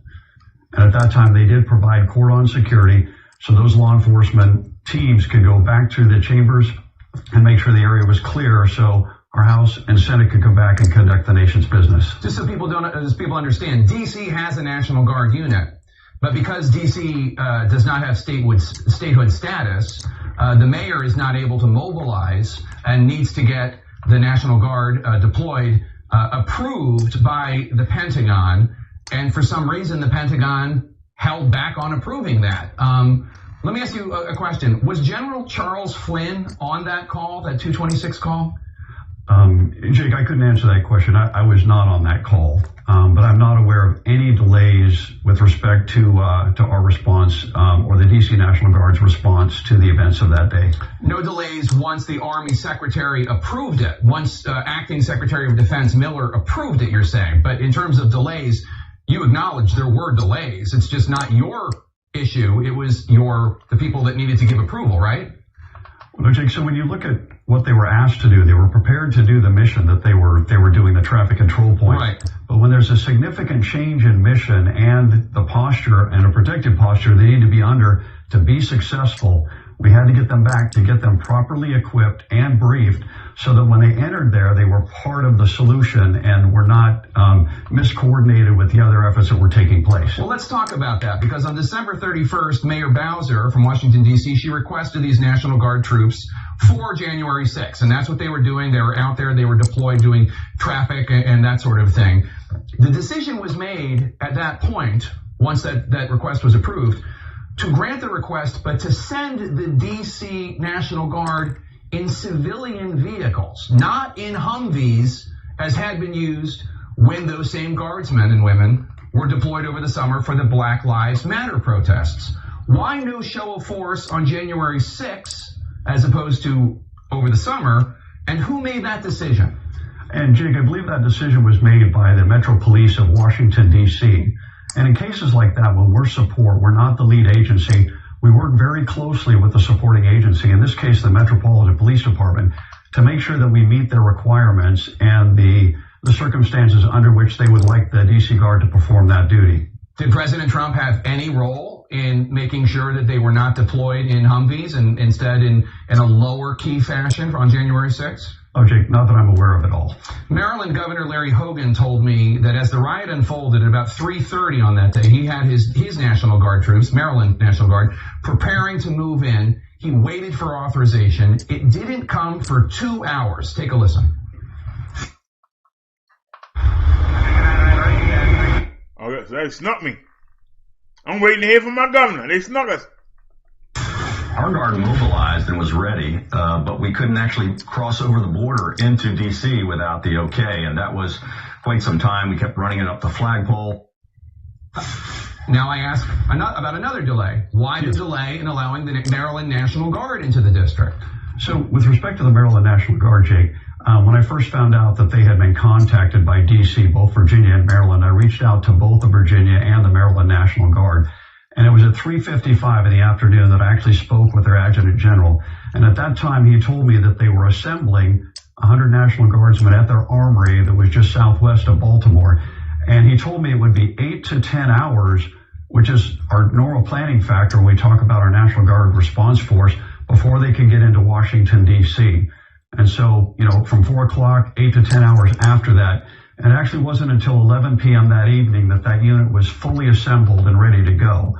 And then another thing to add in there, when they come into an environment like that, we need to make sure that we in-process them, make sure they're properly equipped, and also that we brief them so that they know exactly what they're going to be asked to do. So once again, that they can be part of the solution and not add any further chaos into the situation they're entering. I certainly respect that. But listen, men and women join the National Guard, as I don't need to tell you, because they're patriots. They want to help preserve order. They want to help keep the United States an orderly place with freedoms preserved, so as to make sure that there aren't violent insurrections, violent terrorist attacks on the U.S. Capitol. That's why people like you do what you do. Are you at all concerned that politics was at play from the Pentagon commanders who were delaying whether or not to let you deploy? Jake, I was not at all. Our folks did everything that they were asked to do by their governors, and we appreciate the governor of Virginia and from Maryland to mobilizing their National Guard and their adjutants general. When we look at the planning factors that we train under, they met all of those timelines. But what it is we're not a force that's really literally standing by, unless in the case of D.C., where they've already been asked to do that. Many of these folks left their jobs, their families, and assembled at their armories in the timelines that we normally expect for them. In fact, if you look at the unit was fully assembled by 11 p.m., it's normally 24 hours. So they did a great job getting their folks there together. Well, sir, I'm sorry to interrupt, but like on January 4th, the Pentagon's own timeline says that a rapid response force was approved on January 4th. So where were they?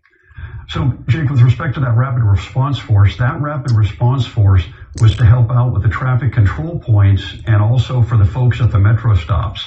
They were not designed for anything beyond that. So their intent is if they had an issue with a traffic control point, that reaction force would there go and help augment them.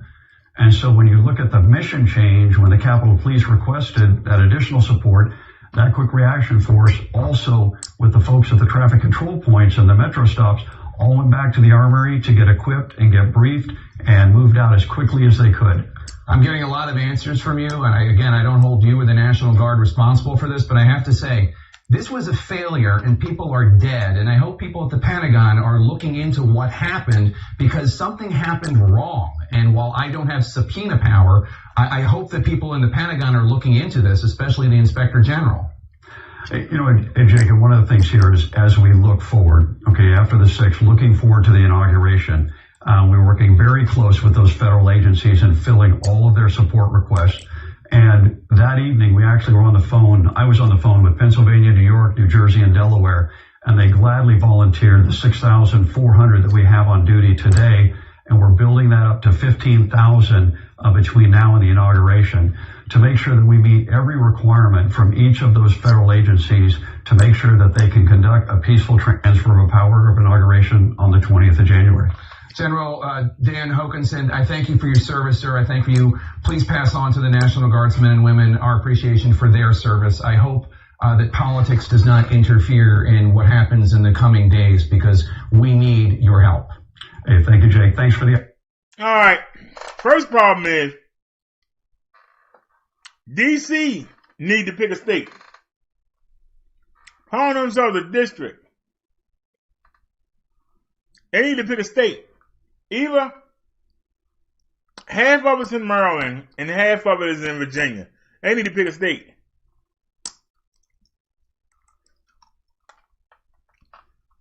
The mayor can't call the National Guard.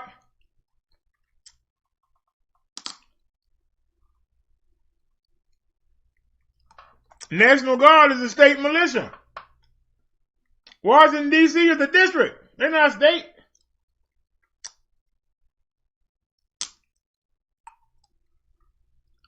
They need to belong to either Maryland or Virginia, or do half and half or do something. The mayor can't call. Every other mayor got the right to call National Guard. But the D.C. mayor don't. They got to come to the Pentagon. And you saw what happened with the Pentagon. That man said it would take it to 11 o'clock. It take less than an hour to drive to D.C. from Maryland.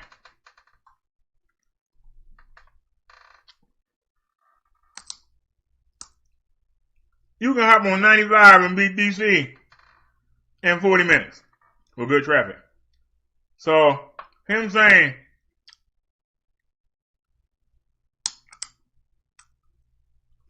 oh, they won't lie. That was a lie. That man had more excuses why they didn't do their job. That's why I thought I wanted y'all to see that.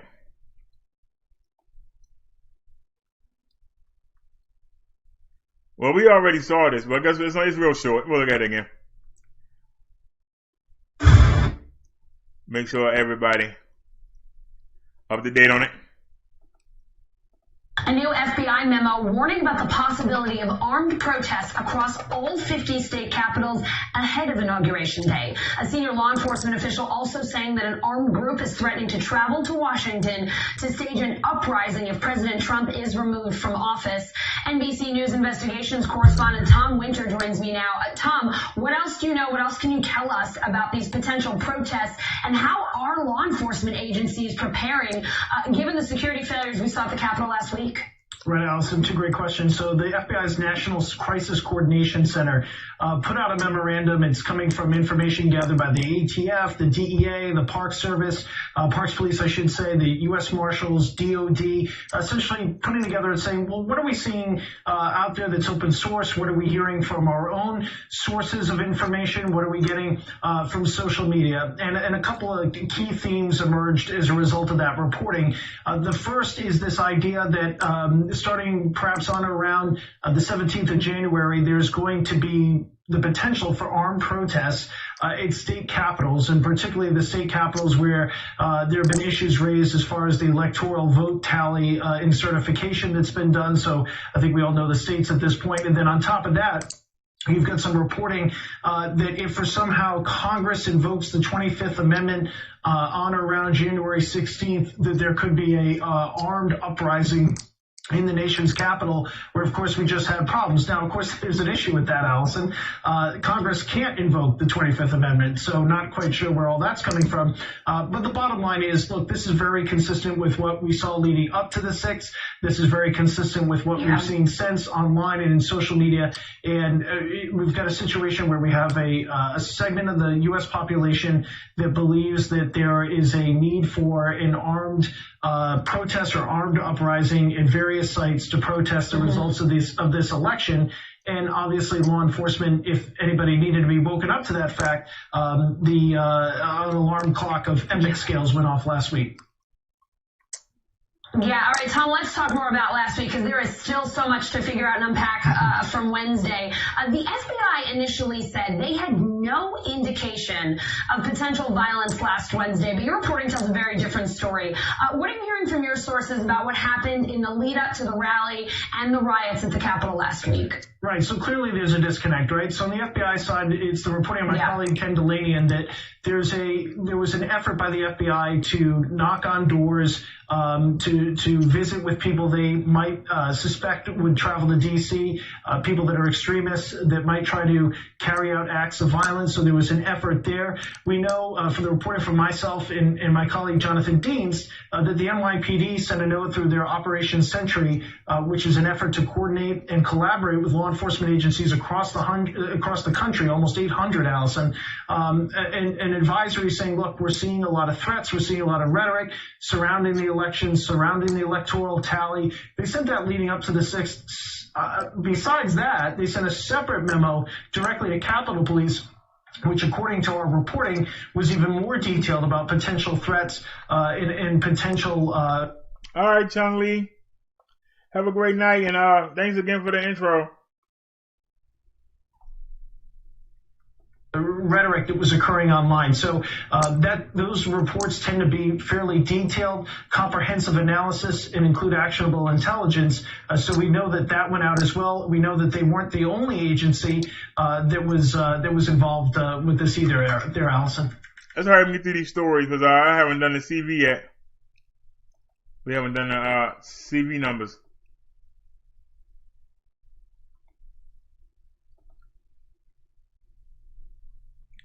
I see that commercial.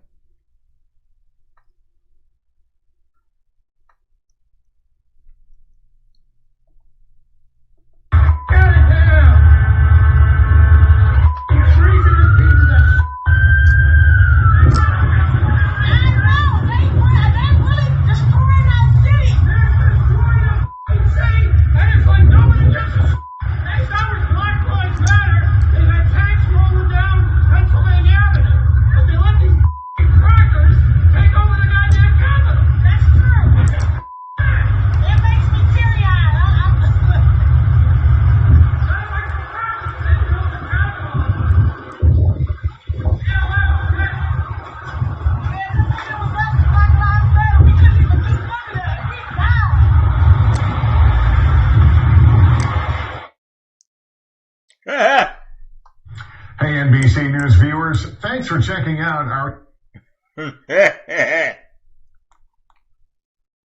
Chung Lee said she had to get up at 6. All right, Chung Lee, have a great night there. Thanks a lot. Yeah, I didn't realize it was almost 4 in the morning.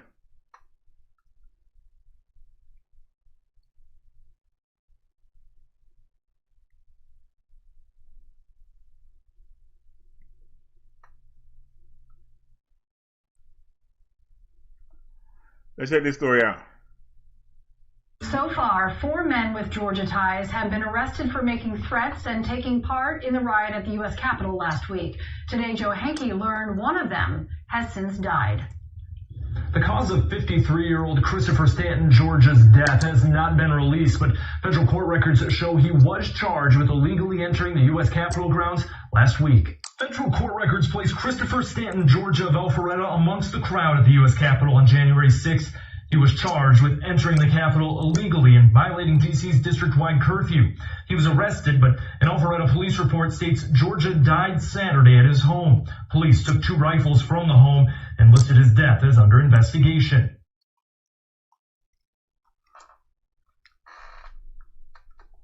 Well, at least he got his last Hawaiian. He got his last Hawaiian.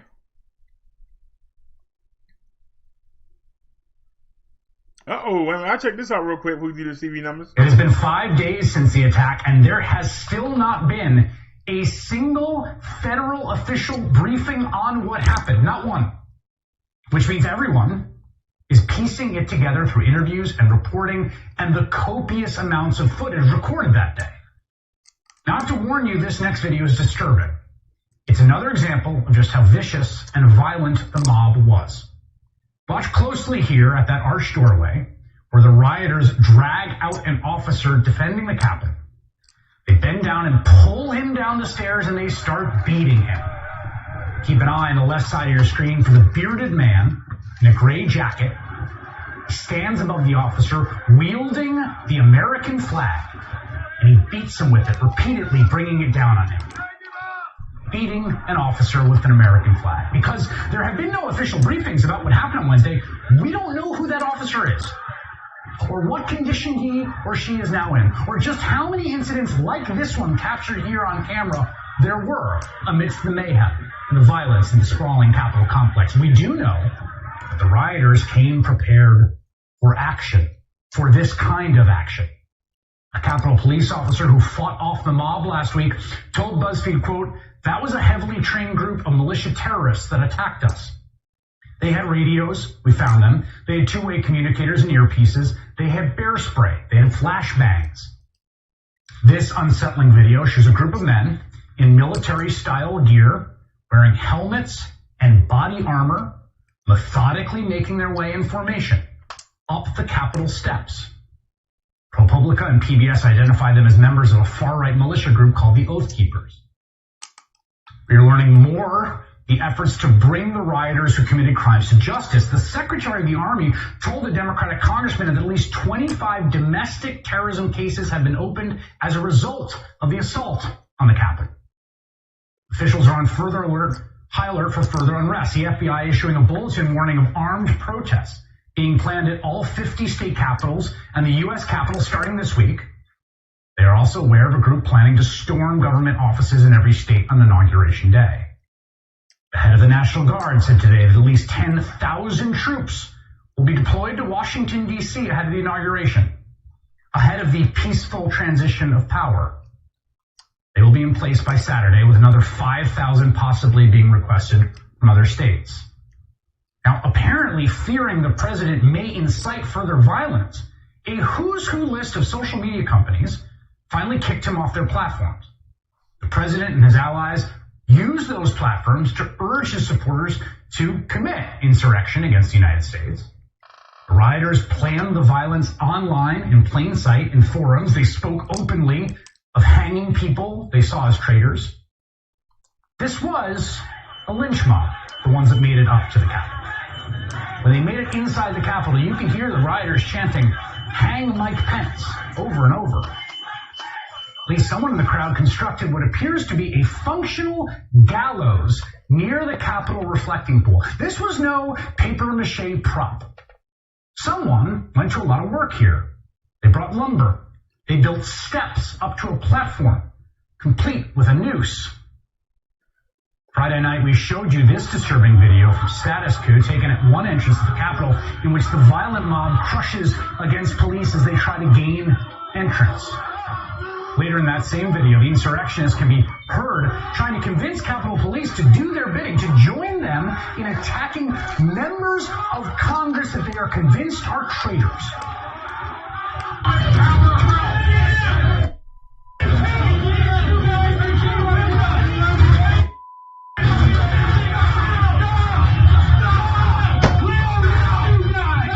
What are they angry about?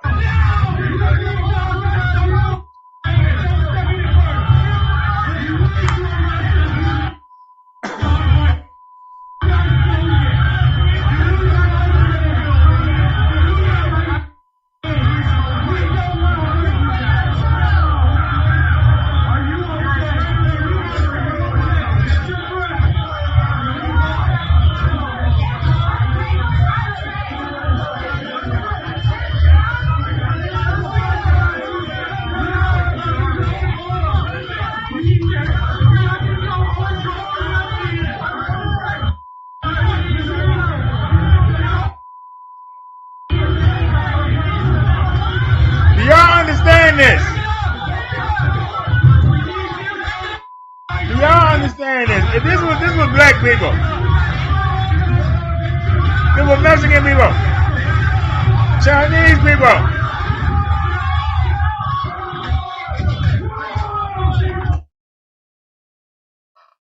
They sitting there talking to them people like, hey, Joe.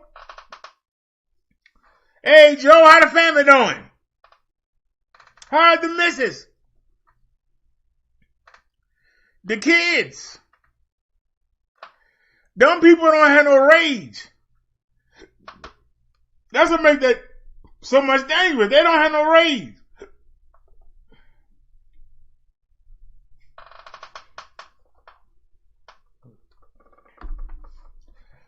They upset over an election. They not upset about not being able to walk down the street in certain neighborhoods. They're not upset over someone that looked like them getting shot down by the police.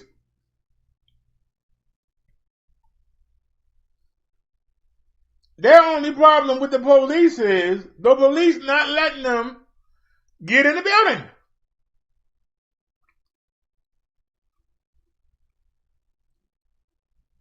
Normally, the police will have done something and that make the people come in rabid. Police ain't none under these people. They just in the way of them taking over the building. Like, all right now, Joe, you gotta get out the way now. We coming up in here. Come on, Billy Joe Bob. Get out the way. We coming in. There ain't really no anger. We gotta do this for Trump. They ain't worrying about their kids being shot down in the street. They ain't worrying about their kids being hung from the tree. They ain't worrying about no knee on that neck. All they want to do is go in there and scare the legislators.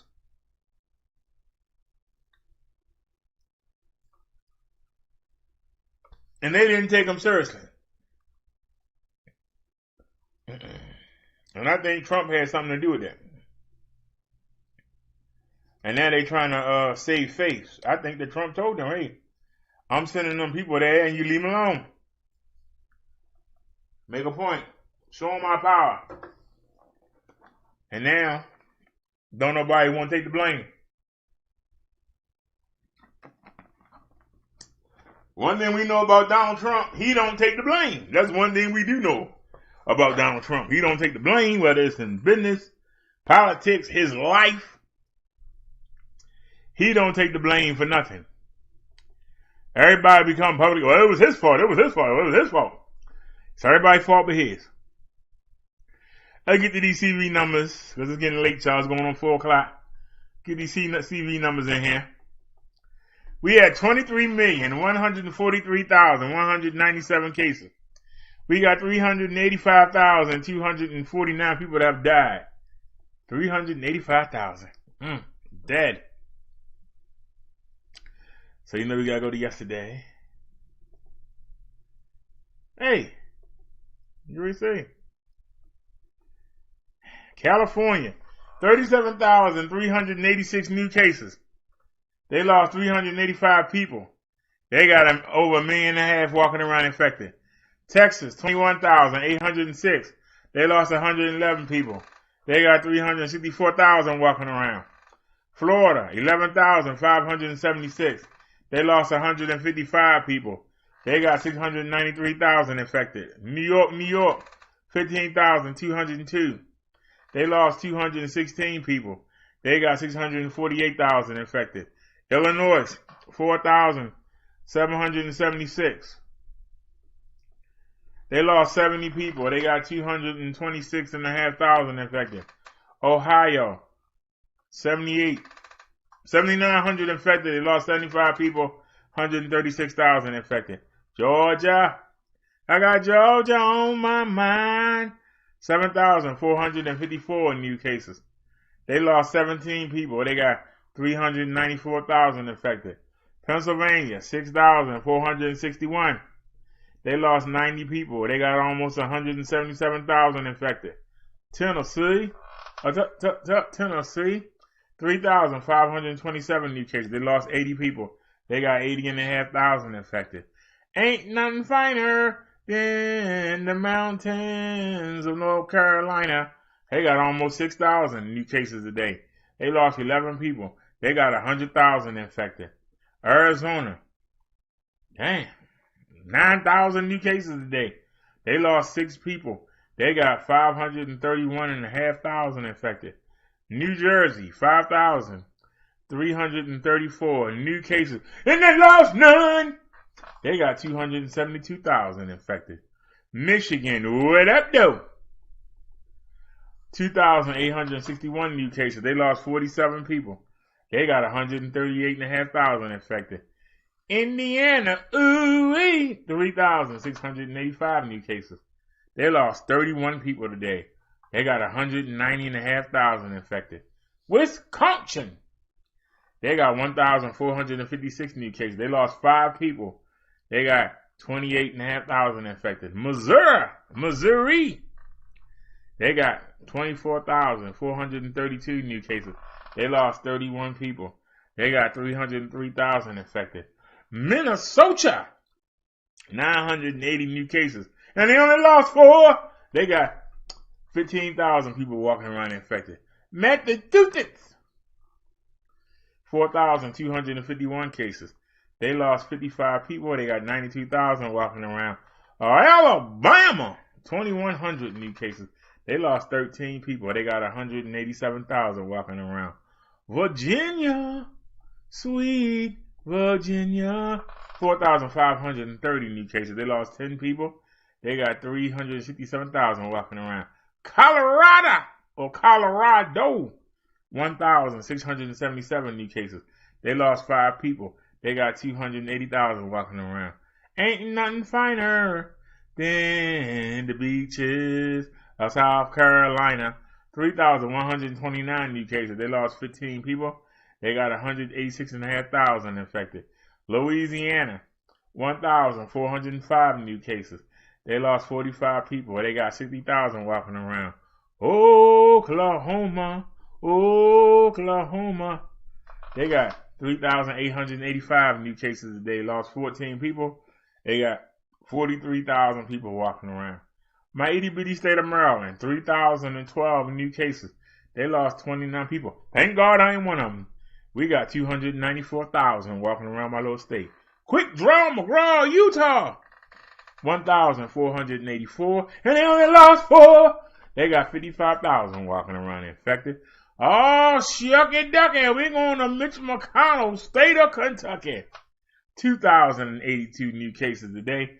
They lost 21 people. They got 263, well, they got almost 264,000 infected. Iowa, Iowa,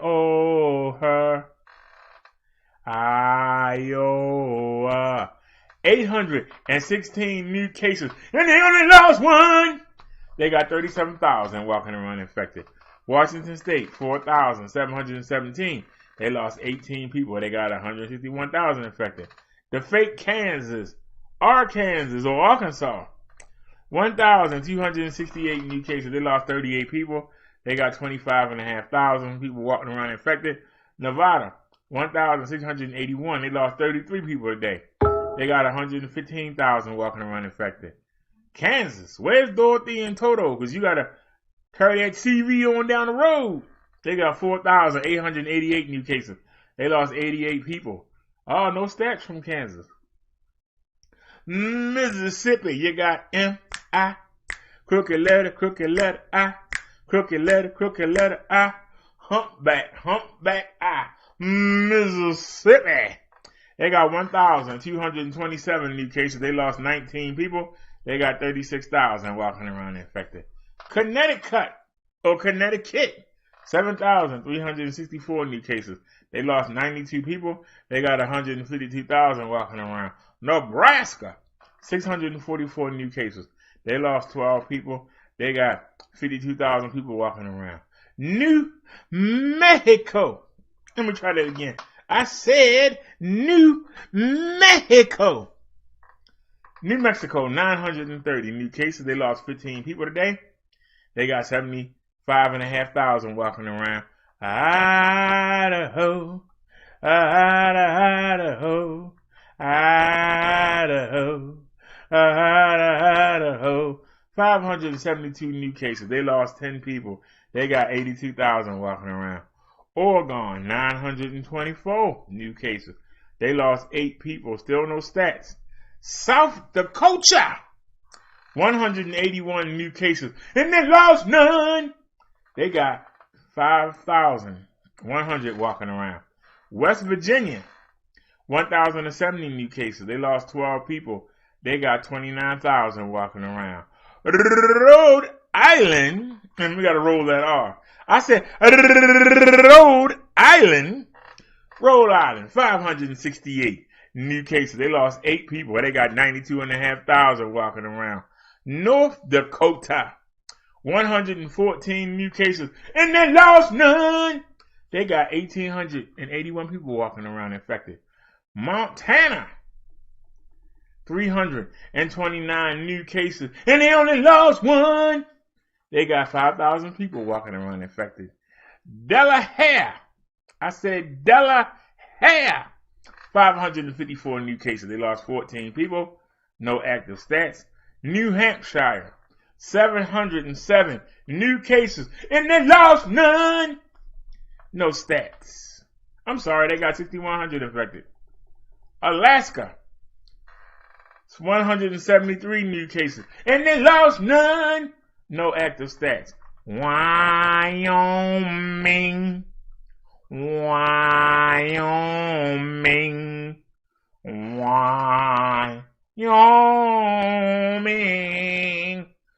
Wyoming, 563 new cases, and they lost none. They got almost 2,000 walking around infected. District of Columbia, 204 new cases. They only lost 4. They got 9,000 walking around. It's a pain to live in Maine. It's so plain and mundane. It's so boring, it's bound to leave you snoring. It's a pain, a strain to live in Maine. Maine, 313 new cases. They lost 6 people. They got 17,500 walking around. Hawaii,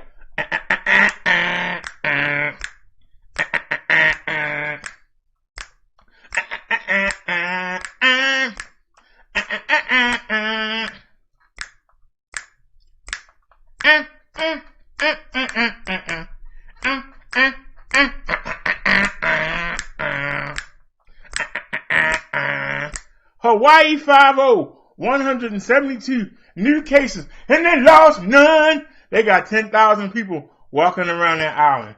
Vermont, dun dun dun dun dun dun dun dun dun dun dun dun dun dun dun dun dun dun. Not hot country, Vermont, 111 new cases, and they lost none. they got 3,000 people walking around. Puerto Rico, we gotta roll that R. We gotta try that again. I said Puerto Rico, 444 new cases. They lost 12 people. They got 67,000 people walking around. The island of Guam, 11 new cases, and they lost none. They got 135 people walking around. United States Virgin Islands, no stats. Northern Maria and Samoa Islands, no stats. U.S. military, 7,487, and they lost 3. They got 71, almost 72,000 walking around infected. Veteran Affairs, 749 new cases. They lost 20 people. They got 21,000 infected. Federal prisons, 423. And we got 5 prisoners that died today. We got 7,500 infected. Navajo Nation, 167 new cases today. And they lost none. They got almost 12,000 walking around the reservation infected. Let's take a look at our total. 23,143,197 total cases. New cases today for the country, 214,683. How many deaths today? 300,085. 249 citizens. How many citizens died today? 1,964. How many people walking around infected in the United States right now? 9,077,487 that we know of are walking around this country infected. Infected. All right. Somebody hit me up on the Hangout. Oh, I see it. Snazzy sent it. Hold on, give me a second. Let me pull it up real quick. Sorry, we were doing the CV numbers. All right.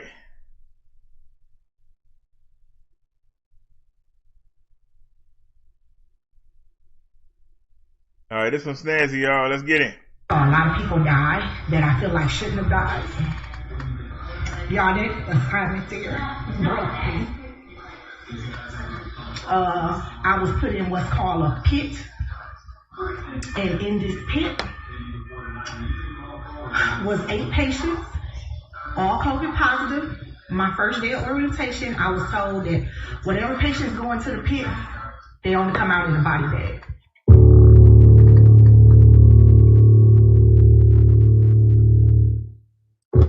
A registered nurse in Texas is describing the horrific conditions for COVID-19 patients. She said she saw at the University Medical Center in El Paso, Texas.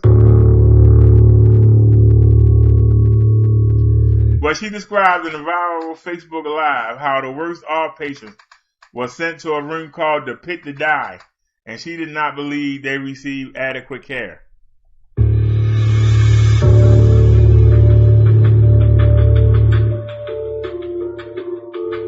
I'm used to when we run codes, we do everything we can. We exhaust all measures to save our patients. Anybody that know anything about CPR, 1 round is 2 minutes of CPR, which normally includes chest compression and bagging them. The patients that we coded, we were not allowed to bag them because we would get too much exposure, which I hadn't seen. And because they were COVID positive, this hospital's policy was they only get 3 rounds of CPR, which is only 6 minutes. There's, out of all the codes that we had there, there's not a single patient that made it. Lorana Rivers broke down in tears throughout her emotional, nearly hour-long video. In which she made many shocking claims. Had one patient that was called the VIP patient. She was a doctor's wife. And when I say they pulled out all the stops for that woman, it wasn't nothing that they didn't do for that woman. And guess what? She was the one patient that made it out of that ICU alive and was able to downgrade to a long-term acute care. Man. So, y'all think it's a joke? Thank you for that, Snazzy. You got people that think it's a joke. They think the CV is a joke. They think it's just a sniffles. I already told y'all, when you get on the ventilator, you might as well go ahead and write your will. You might as well go ahead and hang it up. When you get put in the pit with 7 or 8 other people, when they isolate you, you might as well just go ahead and start.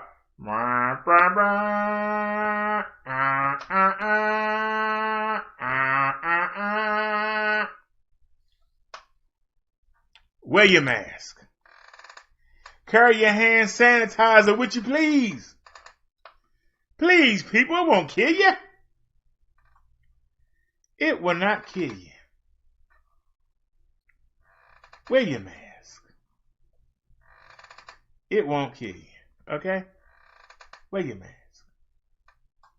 It won't kill you. Social distance. Don't be trying to hug and kiss on people. Wait till the end of the year, it won't kill you. But not doing these things might.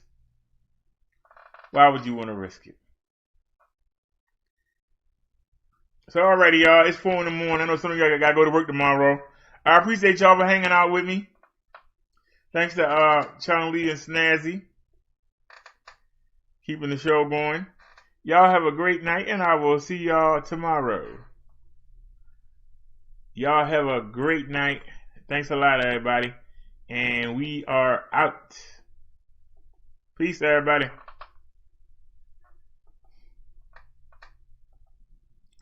Oops.